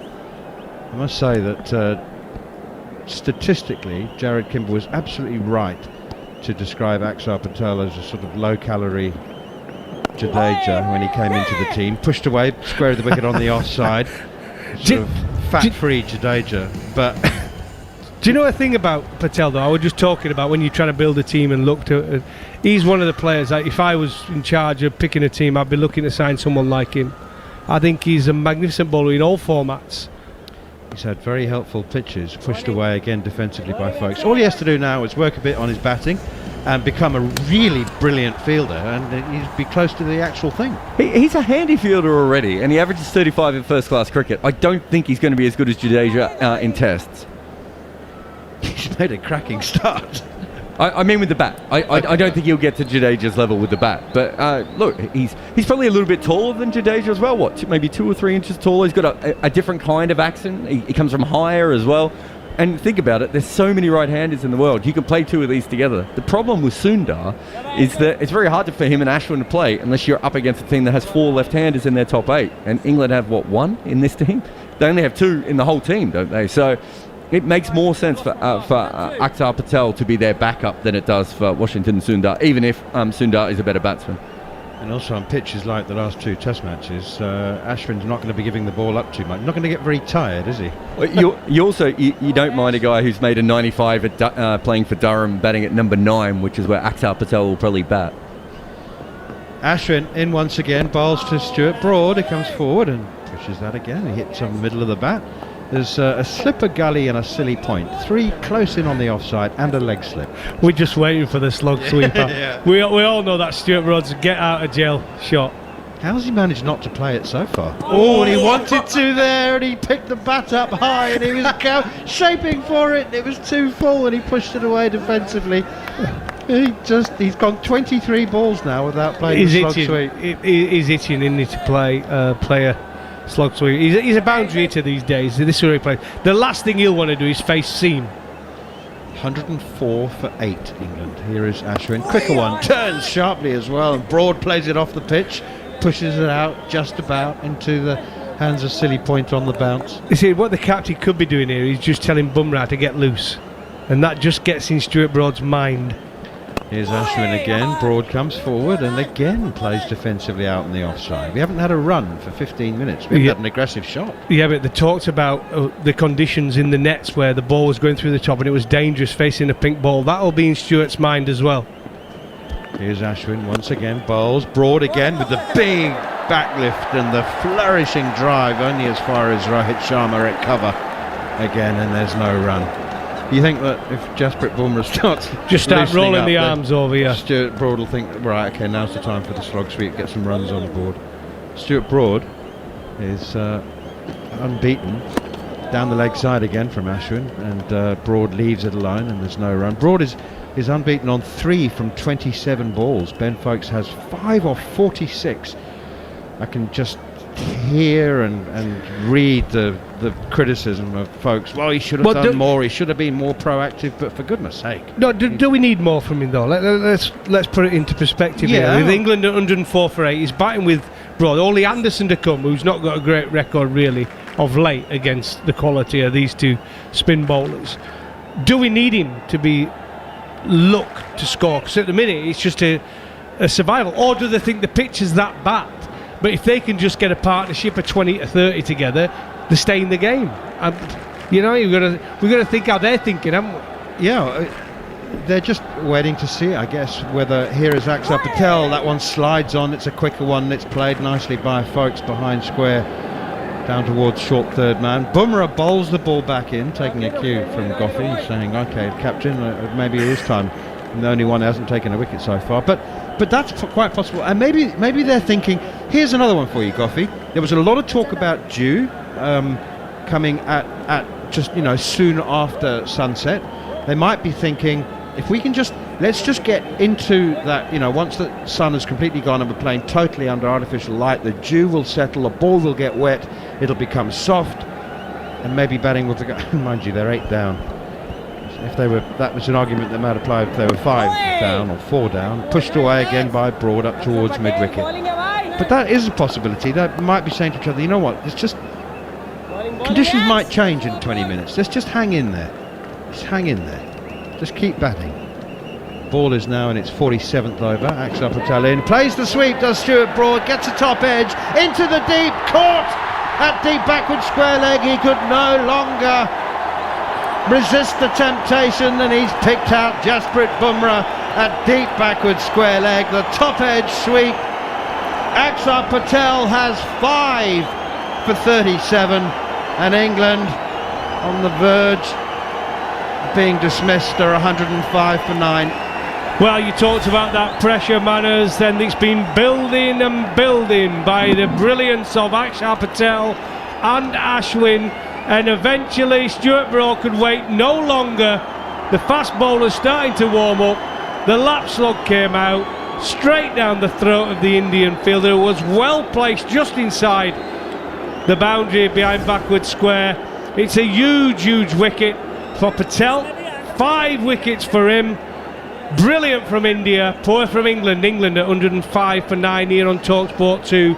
A huge congratulations to Patel. He's been quite magnificent today, whether it be the turn and bounce, the sharp turn and bounce away from the right-hander, or will it be the cleverly disguised arm ball that goes straight on with the arm. He's been an handful all day so far for the England batsman, and it brings in the left-handed experienced player Jimmy Anderson to the crease. Axar Patel took 5 for 60 in the last innings against England, so it's back-to-back 5 for Wow. He's been magnificent, man. I've been really impressed with him, actually, these last 2 test matches. If you compare to where they were at in the first test match, where they just lapped back up to Ashwin, but since he's come into the side, they've looked totally different. It's been better balanced, hasn't it? Yes, it has. Yes, go on, Joe. Sorry, I hate to interrupt your really good cricket chat, but what ball do we have for Jimmy playing the reverse sweep? Well, we played it first ball last time. I went 3. I think you went 2, or Goffey went 2, and he played it first ball. I like second ball again for Jimmy. You're taking second ball again?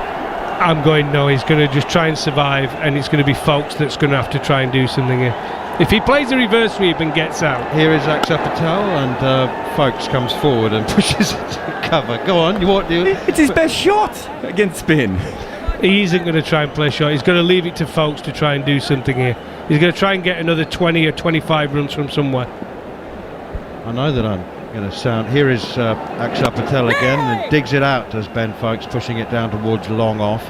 I know that's going to sound like I'm launching a defence of Ben Folkes here. I mean, he's now 7 not out from 49 deliveries, and people will say he should have done more.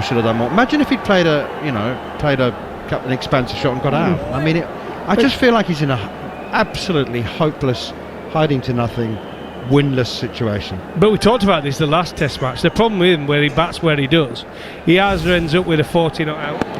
Axar Patel in again to Anderson, who opens the face of the bat, doesn't play it first ball. The reverse sweep, steers it down towards short third man. He either ends up 40 not out, and he never can go on and get that big score that he needs to keep his place in the side, because there's much debate whether it's to be the best keeper who can bat or a batsman who can keep. We have that debate time and time again here on TalkSport. In fact, people all around the cricketing world have that debate.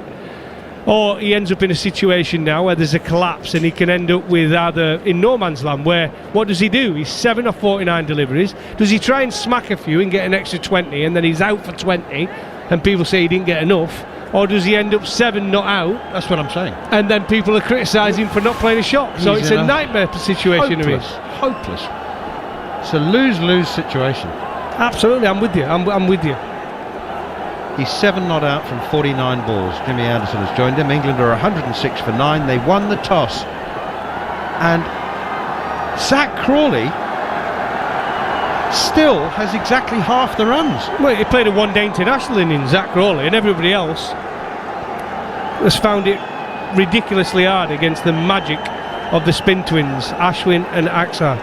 Zach Crawley was out, 4th out with a total on 80. England were 80 for 4. He was out for 53.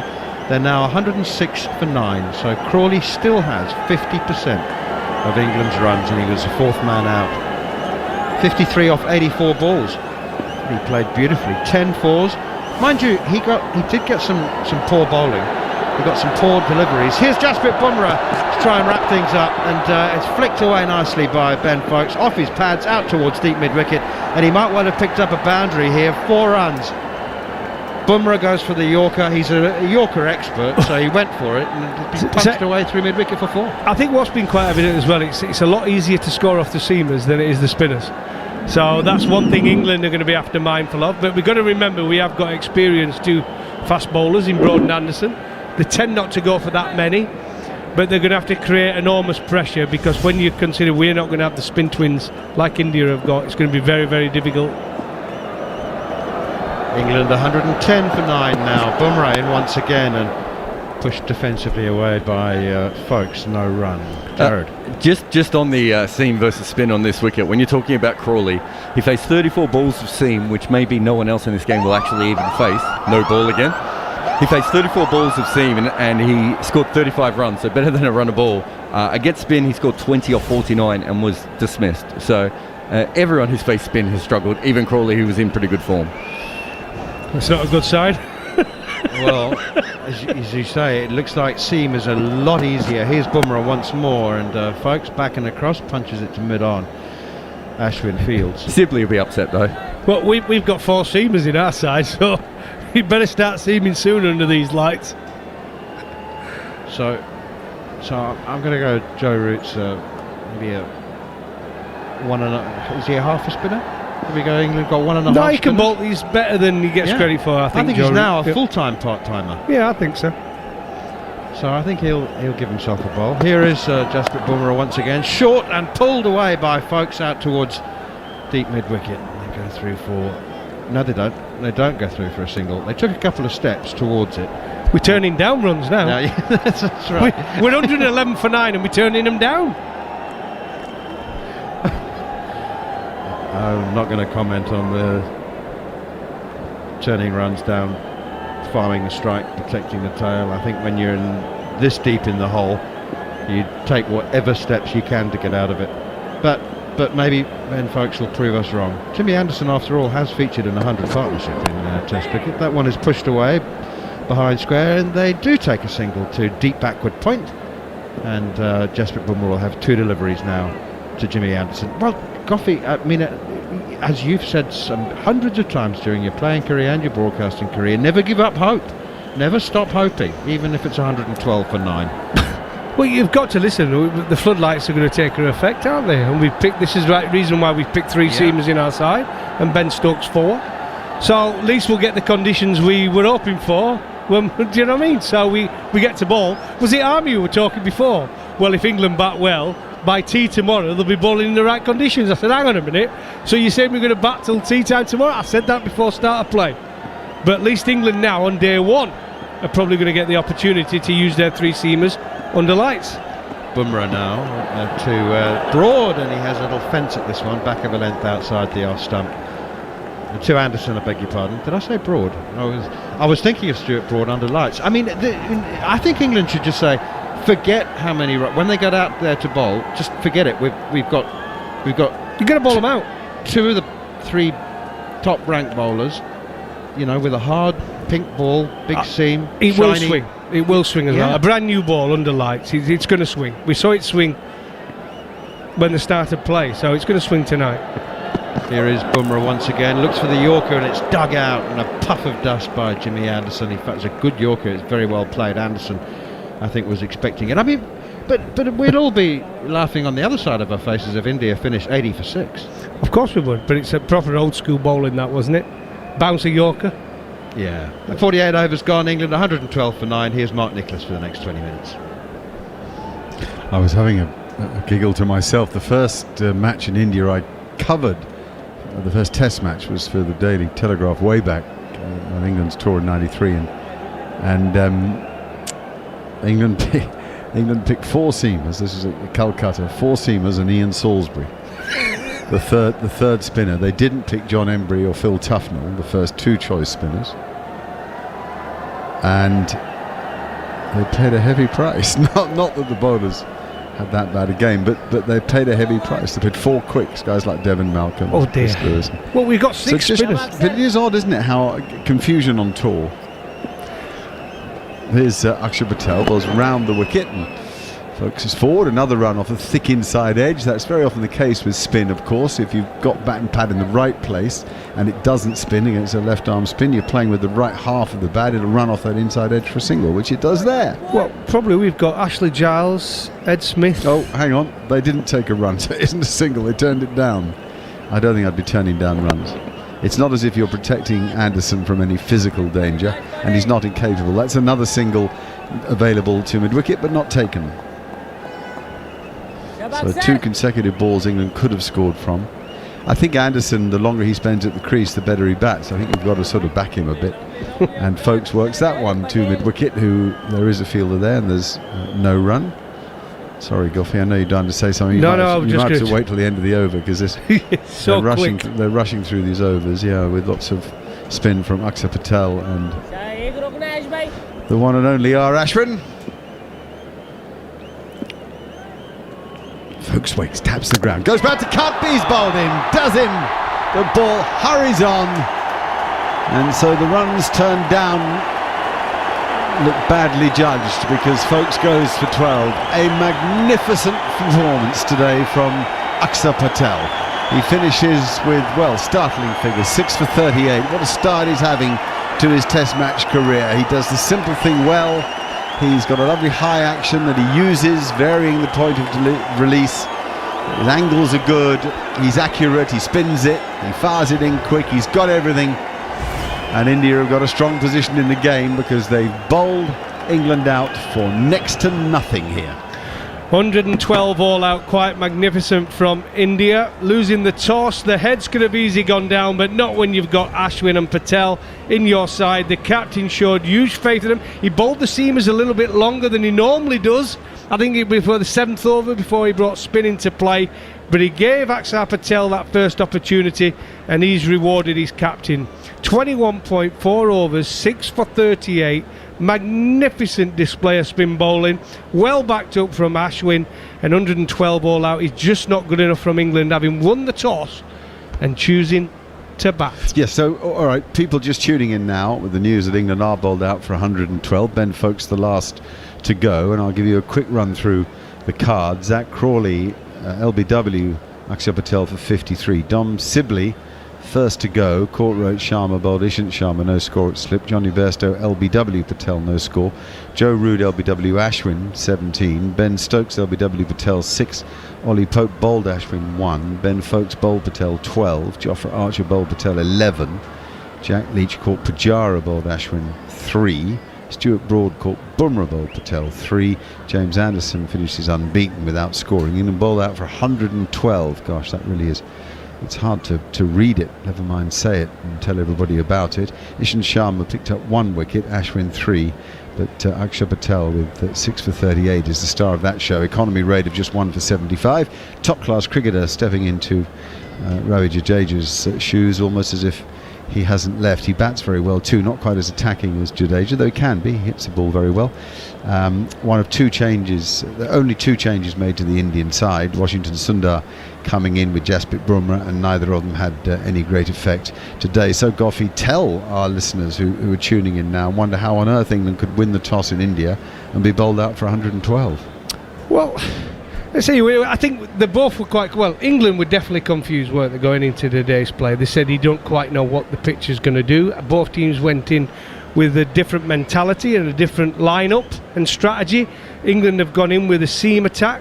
India have gone in with that extra spin bowler who can bat down at 7 for India. So they kind of went into it, but the way they started, I think, especially with Zach Crawley playing the shots he did, we thought, hang on a minute, it looks a nice, comfortable pitch here. He played some wonderful, wonderful shots, especially through the mid-wicket area. But soon as the spinners come on, the game just changed. They tightened and tightened and made it difficult for England, created pressure, and to be 112 all out is just not good enough. 80 for 4 to 112 all out, it's just not good enough. I'd say there was, other than Zach Crawley's innings, there was no class. Now, what we saw in the first test, Joe Root with his 200, Ben Stokes with his 80, and then we saw Rohit Sharma with his 160 and Ajinkya Rahane with his 60. They were 4 innings of real class. Now, I would say Crawley was possibly settling into one, but nobody really looked to be grasping the situation. Kevin Peterson's joining us now. We need to turn up his sound. Yeah, I think I'm there. There I There am. he is. Batting in India is all about playing spin, playing the slow bowlers. Crawley faced all the seamers, and Crawley got a lot of his runs off the seamers. I didn't see anything today that shows me that these guys are good enough to play spinners in these conditions. And that's the issue. That's why India are so dominant in India. That is why it's so difficult to beat India in India. And that's why this is such a big series, especially after winning that first test match. They looked comfortable. They played it better. Akshar Patel wasn't in that test match, and he is a huge, huge point of difference. I picked up on it on social media. Said Ravi Jadeja is who India are going to miss most before that first test match or during that first test match. Akshar Patel is the point and difference here, but they're playing the spinners poorly. One thing I've noticed today, I wasn't a batsman, Kev, obviously I'm talking to one of the best out there, but one thing I noticed today, against the spin of Ashwin and Patel, did you see any time today where one England batsman used their feet to get to the pitch of the ball? Well, Ollie Pope, he tried, didn't he? 3 times he came down to defend. Well, that's the and only did well, player but that out was the it, wasn't all it? lineup. One player used his feet. The best players of spin, most of them use their feet. Yeah, but it's not about... Sorry, Harmy. It's not about using your feet always coming forward. It's about using your feet going back. And the best players of spin are the players that can play spin off the back foot and they feel the most comfortable. Yes, Joe Root got out to one. It spun and was hitting the top of leg stump, but he was back to a really full delivery. When you're playing back to spinners, you feel a lot more comfortable watching the ball because the surface is slower in the subcontinent. It's much more difficult in South Africa, in the UK, in Australia, in New Zealand. You have to get forward because the ball skids on more.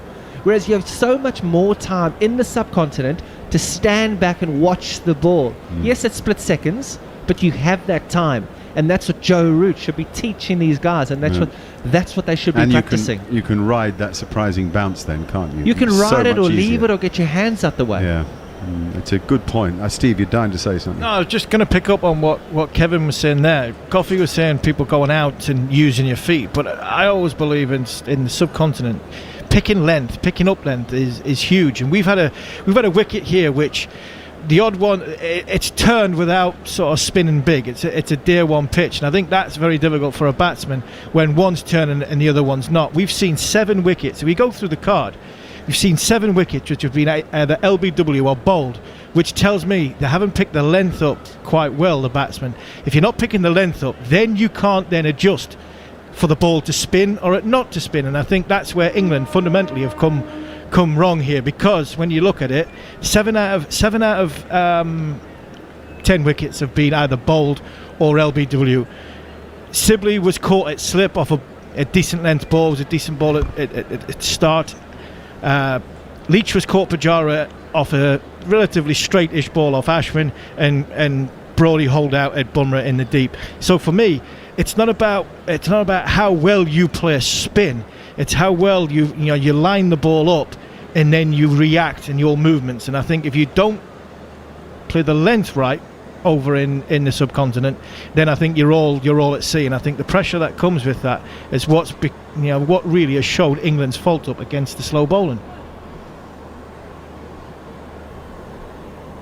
You're 100% right on picking up length, but there's processes on picking up length, and there's processes of picking up length in the subcontinent, and there's processes of picking up length on quicker, faster, skiddier wickets.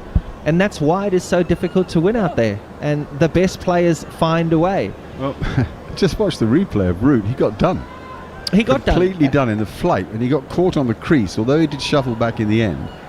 He played French cricket standing in front of all 3 and got hit in the pad, and sure enough it straightened enough to get him LBW. I'm sort of in the business of forgiving Root because me too. You only against spin you only make one mistake. And you know what, it can happen to the best of players, Mark, and he has enough credits in the bank over the last month to warrant and justify a dismissal like that. No problem, Joe Root. But when Akshar Patel was bowling to Joe Root, The one that slid in, Joe Root was back and he was able to punch it into mid-wicket, and there was no issue. So, in that case, I must follow up by asking you, we talk a lot about getting in against spin. You know, there's no doubt the first 30 balls, very hard for anybody. Gets easier the longer you're in. Absolutely. In fact, so much so that once you're in against spin, you slightly feel you're in, right? Yep. When you don't on a green seamer. So, what today, in those conditions, would you have been inclined to attack more? Not attack more. I would have been inclined to have actually gone back to a load more deliveries on a wicket that's incredibly slow. And it's about the technique. It's not about your mindset of attack. Because attack can be the most perfect defensive shot. You don't need to hit the boundary or hit the ball over the top to think you're attacking. What you need to do is you've got all those guys around you. You've got short leg, you've got all the noise from Virat Kohli, from Ajinkya Rahane, Rishabh Pant. He doesn't shut up. You need to shut them up. The way to shut them up is to have a real solid defense. For them to know that you're on top of your game. And it doesn't mean come down the wicket and just smack it over mid-on, because then Rishabh Pant's going to start laughing. It's about picking length, understanding where the ball is, manipulating the strike, turning the strike over. You only have to do that for 10 to 15 minutes. When Joe Root's batting, there's not as much noise as when the other guys are out there. And the same with Virat's innings in this series have been very within himself, haven't they? He's been much more careful, maybe even cautious than we expect, because he understands the pitch is a threat, so he's let it come to him a bit. Absolutely right. And you have a look at that in contrast to Rishabh Pant. Rishabh Pant, he got away in that first innings where he got 80 or 90. But are you telling me people weren't happy and everybody around the bat weren't happy that he was just swinging? I mean, one ball could have gone anywhere. So it's not the mindset of just hitting the ball. And also he was swinging in the face of a huge English total. It wasn't like there was a lot to lose. He wasn't dicing with death. True. Anyway, Harmy, come on. No, I was just going to say the intent. The intent is there. The intent.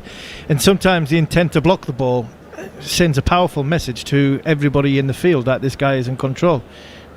Just to touch on what Kevin was saying, when you look at the Root and the Kohli, like you just mentioned, Mark, when they're at the crease, there does seem to be a difference in the manner of everybody in the ground and in the field. England have followed up that second lowest total against India with an even lower total, so 124 in Chennai with 112 here today. They made just over 100 in Mumbai back in 1981. And that the problem now, guys, you know it better than you've been there. Tell us, going out into the field now, dependent upon your new ball, guys, and you ain't feeling so good about yourselves having been bowled out for 112. It's one of the hardest things as a seam bowler to do, because you know, one, I've got to get wickets early. I've really got to get wickets early. How do I get wickets early? Well, I'll maybe give them something to chase. I bowl that little bit fuller. Can I bowl that little bit fuller to bring slip into play? Can I bowl the short ball and really bowl the short ball with no men back to hopefully that he might top edge it down fine leg's throat? All of a sudden, if the batsmen get on top of that fuller ball that you bowl to try and bring slip into play because you're swinging it away because you're desperate for a wicket because you're being bowled out for 112, that goes through extra cover for 4. All of a sudden the game starts to get away from you. You chase the game a little bit more, and within 10-15 overs the opposition are 50 for none, and you're thinking, where do I come back from here? 25 minutes until the big break in the day. Crucial to have struck and lifted that dressing room. Crucial to get Rohit Sharma. You talk about 50 for 1 and you break the game. Rohit Sharma is the kind of guy that can break this right open. I mean, Harmy, me and you played in a test match in 2007 with Virender Sehwag. Within half an hour of the start of that, we didn't have enough fielders. I have mentioned on commentary I bowled brilliantly in that test match to get India off to a great start. James Anderson then, and he bowls a beauty. Swings late. Rohit plays it extremely well, calmly, quietly down into the gully, but the ball moved. That's the great thing. Now, what was interesting, Rohit in form just waited. He let it come to him. You're out of form, you feel for that ball. You're in form. All your movements are crystal clear. Your head is empty of traffic. Only one thing matters, the ball. Beautiful seam position. Glint off the lights on the pink ball. A nice bit swing. It's left alone. Another big swinger, nicely taken by folks running in front of first slip around about ankle height. But I do remember a game, Kev, in 2009 at Headingley when Australia bowled us out first morning, and Ricky Ponting came out after lunch and belted us everywhere. And I remember bowling on that morning thinking, I've got to get a wicket, I've got to get a wicket, I've got to get a wicket. All of a sudden, the Australian captain 60 not out, and the game's gone. Yeah, Hayden and Ponting were very good at that, weren't they? When they just Brutal. Yeah, they just squeezed you into the dirt, really. Anderson beats him. Cracking delivery. Bouncy outswinger. Yeah, and I think that if you have a look at the way that Ishan started and Bumrah started, that's where England need to try and draw their confidence, if you can draw it from any place. They've got to go searching for something. They're out the game at the moment, 100 all out. Ishan Sharma got a couple to bounce. He nicked Sibley to second slip. The play and miss from Rohit Sharma with a little bit of swing. They've got to find confidence somewhere, and they have 3 quicks. Anderson's canting that seam towards those slips as he does. 3 slips are in place in the gully. Here he is again now, that lovely easy cruise to the wicket. Bowls a good ball. Oh, and Rohit Sharma didn't know whether to play or leave alone. He got stuck between the two. As he lifted the bat, it hit the blade, which was pointed back towards the slips, and ran along the ground to safety. We talk a lot about the batters and the aura that you can create, and we're talking about Virat Kohli, we're talking about Joe Root too. James Anderson has it with the ball. If it wasn't James Anderson running in here with this kind of shape, would Rohit Sharma be in 2 minds there? Do you ever really see Rohit Sharma in 2 minds there? He's either leaving or he's bombing that through extra cover, but it's because James Anderson is running in. He waits now. Quiet is the ground. Spectators wary of what could happen. Anderson's name is known around the world. That ball swings but is left alone. It's a bit wide. Who uses the new ball at the other end? The experienced Broad or the pacey Archer? I think you've got to go Archer. Pierce, and he swings it. I think you've got to give Broad a chance. Is that the only reason Broad's playing? Well, there we go. I think you got to give him the new ball. You got to give him a chance. He doesn't have great numbers in India. This is his greatest opportunity to actually achieve something in India for himself. A pink ball under lights. And the lights have really taken hold, actually. When you look at the picture on the big television screen, you know the lights are on. It's Anderson again, nice and straight, well left alone. That ball curved away late, but Rohit equal to it. So no runs from the first over. We'll see who will bowl. Harmison will speak, and then Andrew McKenna will commentate. I agree. I was just going to ask Mark there with your captain's hat on. You've got a plan of Broad before the test match, if the lights come on before the test match, but you are now 112 first innings and you need a wicket. Do you change your mind as a captain and go with Jofra Archer? No, I'd bowl Broad. I was asking you I'd bowl Broad for exactly the reason we've just talked about.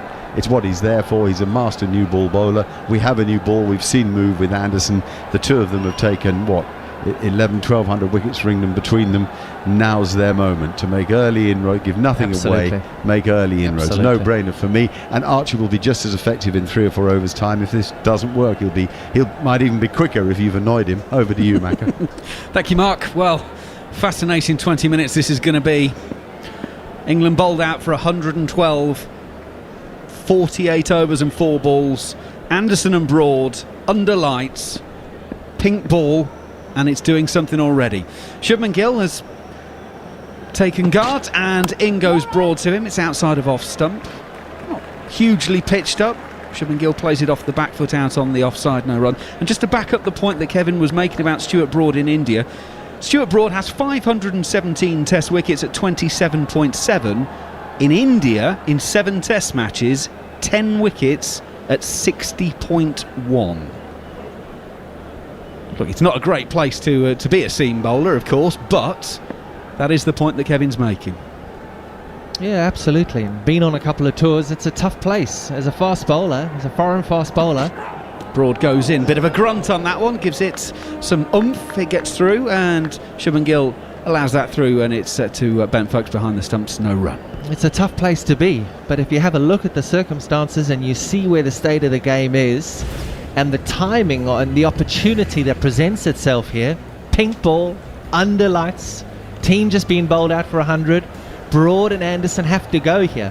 We know Henderson will go, he's gone, he's done, he's dusted, he's picked up wickets, he's showed his skill, he's done everything.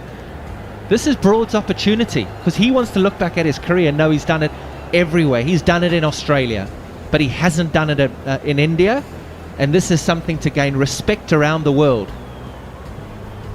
Macca, just worth putting in perspective too, that Jimmy Anderson from 12 tests in Asia averages 30. Thank you, Jared. Right.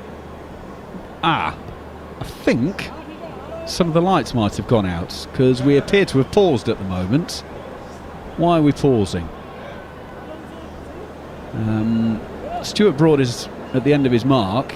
It would appear that some of the lights are not at full power, and as a result, Shubman Gill and Rohit Sharma are now in conversation with umpires Menon and Chowdhury, and they're awaiting the lights to resume. Now, the good thing about LED lights nowadays is they get up to power pretty quickly. It's not like the old days where you'd have to wait 5-6 minutes for them to actually get up to power. But as we look around the roof, and it is a circular stadium with the lights all embedded into the roof. There's no floodlight pylons, and they're now coming on in banks of about 7 or 8 at a time.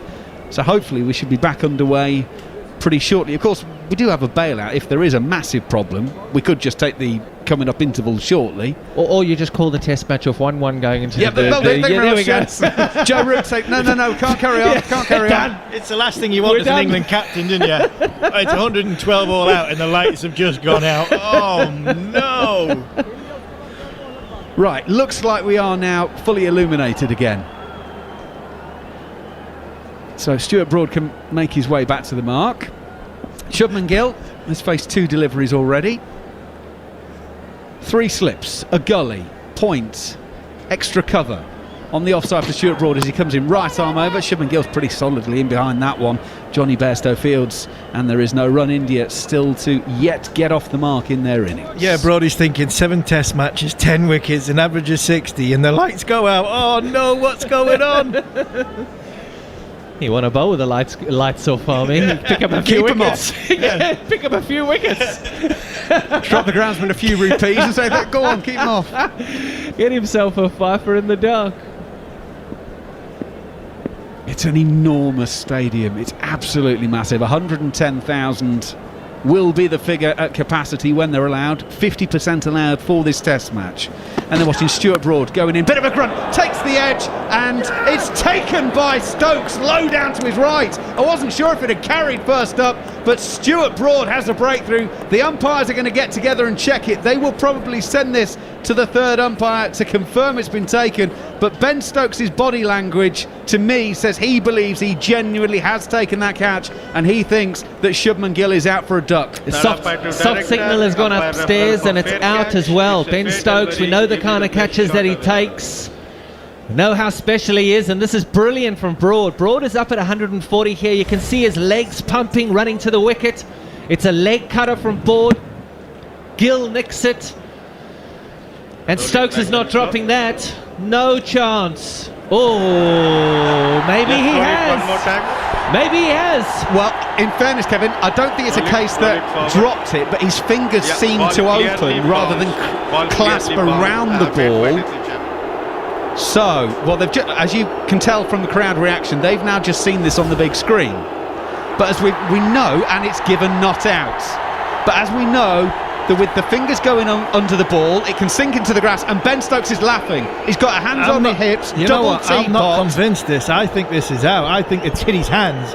It's gone into the ground, and it's actually gone into his fingers that are on the ground underneath the ball and gone up.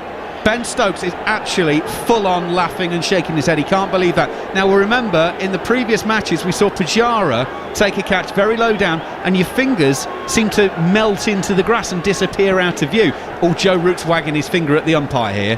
That was a quick review as well. It was one look, and it was a quick review. I'll tell you what's funny, the umpire on the field is copying it. He didn't make the decision. He actually gave it out. He gave it out that quick. Not out was out before we started describing after we've just seen the drop. You may have just heard Joe Root as he walked back to his position at slip. You might have heard him just go unbelievable. Now, you remember in the previous match we had problems with DRS of something not being checked because they didn't roll it on far enough. England are absolutely convinced that was out and that Ben Stokes has got his fingers around the ball. It's one of those that in a 2D image... It's not out. Well, sorry, it's not out. Broad goes in as we resume, and that ducks back in as it's gone past Shubman Gill on its way to Ben Folkes, and there is no run. We've seen a longer replay where Stokes actually holds the ball on the deck. So the ball hits the deck, and Stokes drags the ball with momentum, carries it with momentum, and the ball is being dragged along the ground. It's not out. That cannot be out. Had they shown that replay, you might have... I think England might be slightly more accepting of the decision. But as Harmy mentioned, it was pretty quick. Anyway, it is not out. India are still 0 for 0. There's a lot happening at the moment. Shubman Gill in behind this final ball of Stuart Broad's first over. Stuart Broad has got a bit of a grump on already, which actually, between you and me, might be a good thing for England. India 0 for 0, replying to England's 112. Yeah, I think that's the thing with Root. Root's not happy that they only showed one replay, which was the little replay. I think if you had seen that longer replay, the one that Kevin was talking about, I don't think there would have been too much of an issue. But they're actually showing just the one replay very, very quick and saying that's not out has really got up the nose of the England captain and the England fielders. And like you just said, Mac, this might not be a bad thing for England because I think the world's against them. A little bit of siege mentality. The ball's moving around a bit, not far short of a break. It could be a good little passage of play for England. Well, Anil Chowdhury copped it at the time from the England fielders and captain. Yeah. Nitin Menon's just got it at the end of the over. And I will remind you, it was umpire Shamshuddin who gave the decision. So there you go. Right, third over. God blimey. To be fair, though, after what Virat Kohli did in the last Test match, you can get away with anything. Well, fair play, yeah. Anderson in to start a new over. Rohit Sharma, outside portion of the bat, guides it into the gully, and there is no run. Yeah, we've had, we're 50 overs and 5 balls sent down today. Every one of them just about has been action and drama, and I've got a funny feeling we're going to see this an awful lot more times. And do you know what? Kevin Peterson's right. The more you see that, the more not out it looks. He drags it along the surface. Completely drags it along the surface. It's not out. 100% that is not out. There's no way that's out. Harmy, that's not out. No, I don't think it's out. I think what Ben might be thinking is that it's gone into his hand and he's dragged it along the ground and he's picked it up. Anderson goes in once again. Rohit off the back foot. Oh, brilliantly stopped by Ollie Pope in the gully, diving away to his right hand side. You know yourself, Kevin, when you have a catch and it's a low catch, ball goes into your hand and your fingers go along with the ground, but you know you've actually caught it because they're just a sense in the field. Ben will probably think that he has gone with it, but if your fingers are under the ball, his fingers were not under the ball. But I think part of his finger was under the ball, and then as it's gone through the air, gone a little bit further, it's actually then turned his hand. And once it's turned his hand, then the ball's on the ground. Anderson in once again. A little bit of shape away from Rohit Sharma. Drops it into the offside. Bit of tip and run cricket to get India off the mark. They're one without loss. Rohit Sharma has that single halfway through the third over. I don't know the rule books as well as some people know the rule books. I don't know how long you have to be in control of the ball, not in control of the ball. But when you look at it and you see the replays and we're trying to describe it, I mean, you guys are going to have to see this and try and see it somehow. I think it's going to be on social media pretty quickly. It will be. It certainly will be. And goodness, if you think that's out, well... I think if you think that's out, you're probably a former fast bowler. If you think it's not out, you're a batsman. Let's do it as simply as that. I think it's one of them where, you, as a catcher, you feel as though it's out, but then the pictures do look as though it actually is. It looks horrible. That's it's fair. Not out. Anderson in. Oh, Shubman Gill playing a sort of an attacking, chopping shot, gets an under edge, and it just drops down at his toes. No run. The one thing I would go back to is the previous Test. England, again, had the right hump because they thought they got sawn off a couple of times with DRS, and maybe that's in their back of the mind as much as anything else, thinking, oh, OK, it's happening again, is it? I'm not saying that is what they're thinking, but there might be an element of that. Yeah, but that's travel, isn't it? That's playing away from home. You always think you're up against it. If you're in Australia, you're up against it. Anderson is in. That's a nip backer to Shubman Gill. Going down the leg side. Takes him on the front pad. No run. If you're in India, you're up against it. If you're in South Africa, you're up against it. And as an Indian player, if you come to England, you're up against it. That's just the nature of playing home and away. That's why the great players and the great teams, they just get on with it. They're able to put that to one side, and they're able to just completely get on with the job that is at hand. And the job that England have got at the moment, and actually in a weird kind of way, I agree with you, man. I agree that it's quite positive from what we've seen. Broad's up in the 140s. He's run in. He's nicked one. Anderson is in. Shubman Gill very solidly forward, pushing it back down the pitch. No run. To end the over here on TalkSport 2, India won without loss after 3 overs. Kevin Peterson. Yeah, he's nicked one to second slip. He's a bit frustrated. His legs are going. Anderson there, he just settled into his line and length. A little bit of swing. Well, after 3 overs, India are 1 without loss. They could easily be 20. Could easily just give this game away very quickly. But Broad and Anderson have been very good so far. Harmy, from a bowler's point of view, Broad and Anderson know, and Archer as well, that they've got to come in and take wickets. Where is the balance, if you like, between going all out for wickets and, as Kevin said, getting India off to a flyer and the game going? Yeah, it'd be a lot harder for Jofra because he's not been in this sort of situation before. Broad and Anderson have been around the world more times than Phileas Fogg, so they know what the actual situation is. They know what they need to do, and the conditions are in their favour. This is like Headingley early May. This.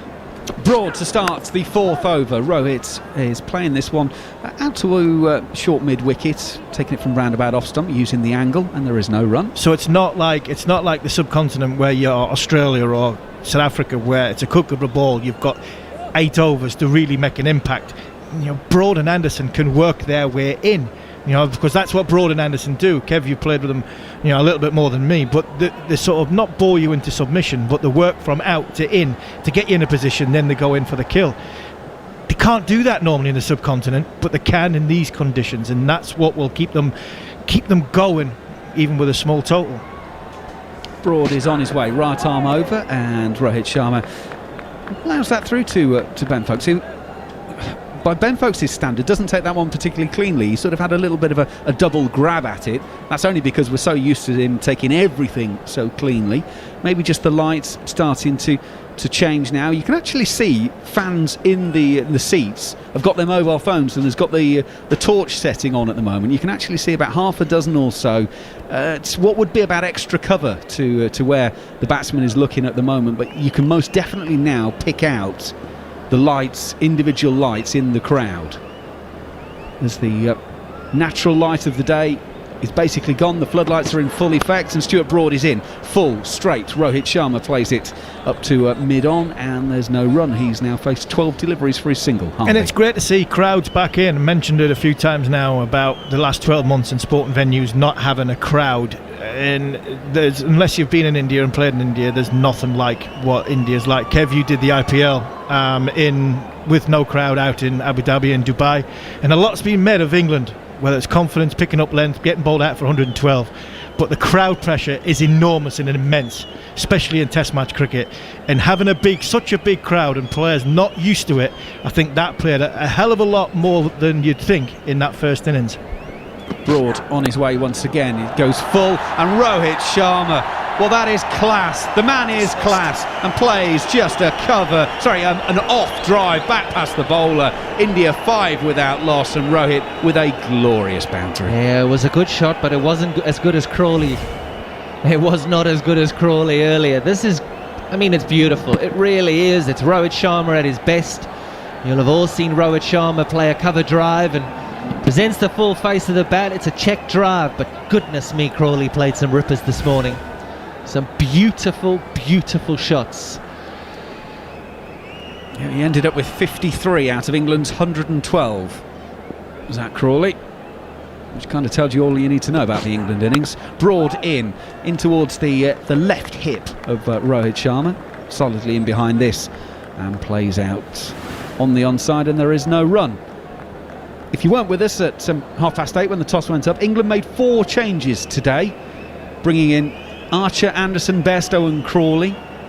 The men missing out: Burns, Lawrence, Moeen Ali and Ollie Stone. So England went in with a heavily seam-dominated attack.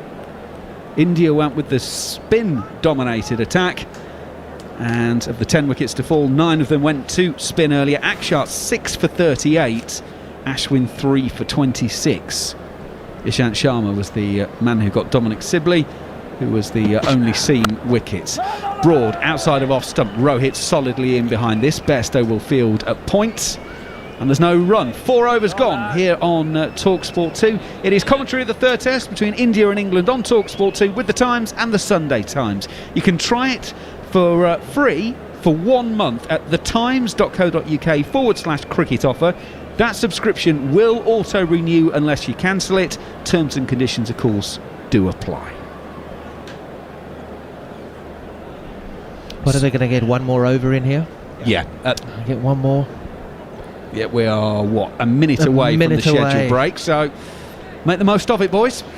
Yeah, Anderson. Is Anderson going to take one home? Is Anderson going to take a wicket here? He's bowled nicely. He's been in the top 130s, 135, 137 kilometres per hour. Got a little bit of shape. He's going to come in and bowl to Shubman Gill. He gets that shape back in to Gill. It's fielded by Crawley at mid-wicket, and there's no run. Has been a little bit of shape on this one, Harmy. There has been a little bit of shape, and it's interesting. Anderson, he's bowled majority of his balls to Rohit Sharma, where he's canted the seam away from the right-handed batsman, taking it away towards first slip, just looking to bring the outside edge of Rohit. First ball to get Gill, he's gone in. He's basically saying to the young Indian batsman, I'm going to make you play, and I wouldn't be surprised if later on in the over he just sets him up for the one that goes away, because Gill's been facing it and been getting bat on ball, hoping that he'll chase it away from his body. Anderson goes in, and that one bounces, and it's played down at his own feet by Shubman Gill, and he ends up having to kick it away so it doesn't cannon into the stumps. That one did bounce from Anderson, but Gill just able to react in time. Yeah, earlier in the day we saw Joe Root. He got one on his knuckles. It certainly hit him fairly hard. A little bit of a puff of dust there coming in. Gill defends. The ball's just about to ricochet or bounce back onto his stumps. He kicks it away from off stump. You're allowed to do that. Ball's on its way to your stumps. You're allowed to kick it away. You can't handle the ball, but you're allowed to kick it away, and that's exactly what Gill does. Anderson in once again. Oh, Gill gets another one that climbs on him, takes him up. Might be glove, might be handle, and would have landed in the hands if there was a silly point 5 metres out on the offside, but England don't have one. But there's now 2. I was just watching the replay. I don't see as much of a puff on that one, actually, as the previous delivery, but that one definitely got up onto the handle. That was a little bit more of a canted seam. He's looking to shape it in, but it was not cross seam, not quite cross seam, but it was a little bit more of a canted seam back in, and I just wonder if it's just stood up right on the edge of the seam and just made the ball spit and bounce. Cool, there's plenty going on. Anderson in. And Shubman Gill very solidly forward on that occasion, pushing out on the offside, and there's no run. Didn't you say something about, in an interview, Ben Stokes was saying that at night when the lights came on, the bowlers had to finish their spells in the middle because in the nets, yeah. The nets started to go all over the place. It was the nets had to go, and then they had to go and bowl in the middle. So here we're starting to see the lights come off, and we start to see 2 behave really badly. Yeah, now Ben Stokes did say that. He said when the lights just got on and started taking full effect, the nets were quite dangerous. Yeah, we've just seen 2 kick off a length. Anderson goes in. That one's outside of off stump, and it's through to Ben Folkes, and there is no run. There's 1 ball left then of this session. What a session it's been as well.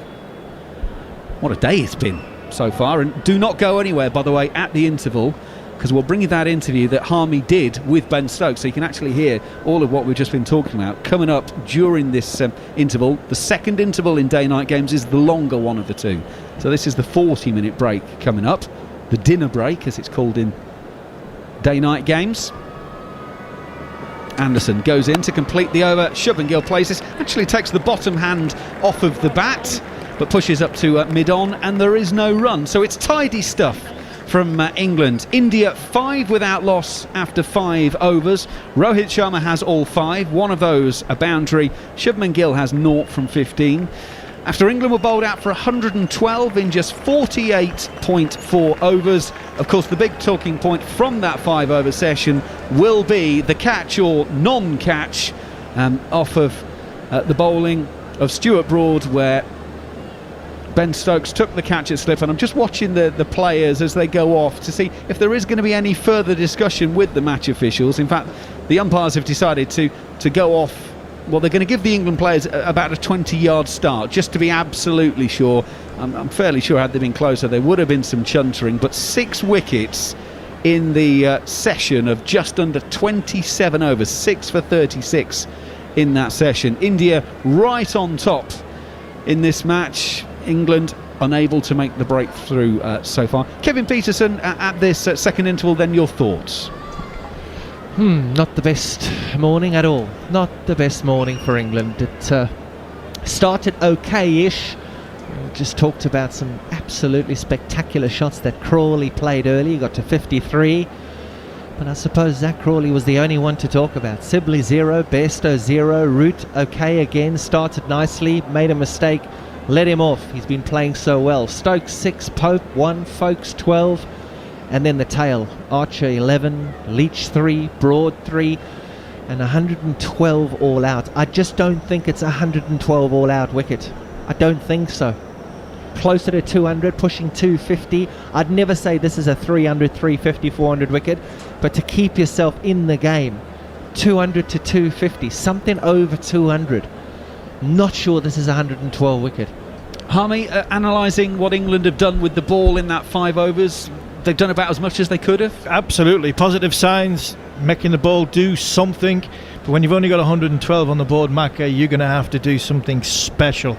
We've got special bowlers in Broad and Anderson, but like Kevin said, I think we're probably a minimum 80 short of being in the game, and probably 130, 140 short of being a par score. So England massively behind the 8 ball. Yes, encouraging signs with the ball, but India are still none down and will be very much enjoying their dinner break.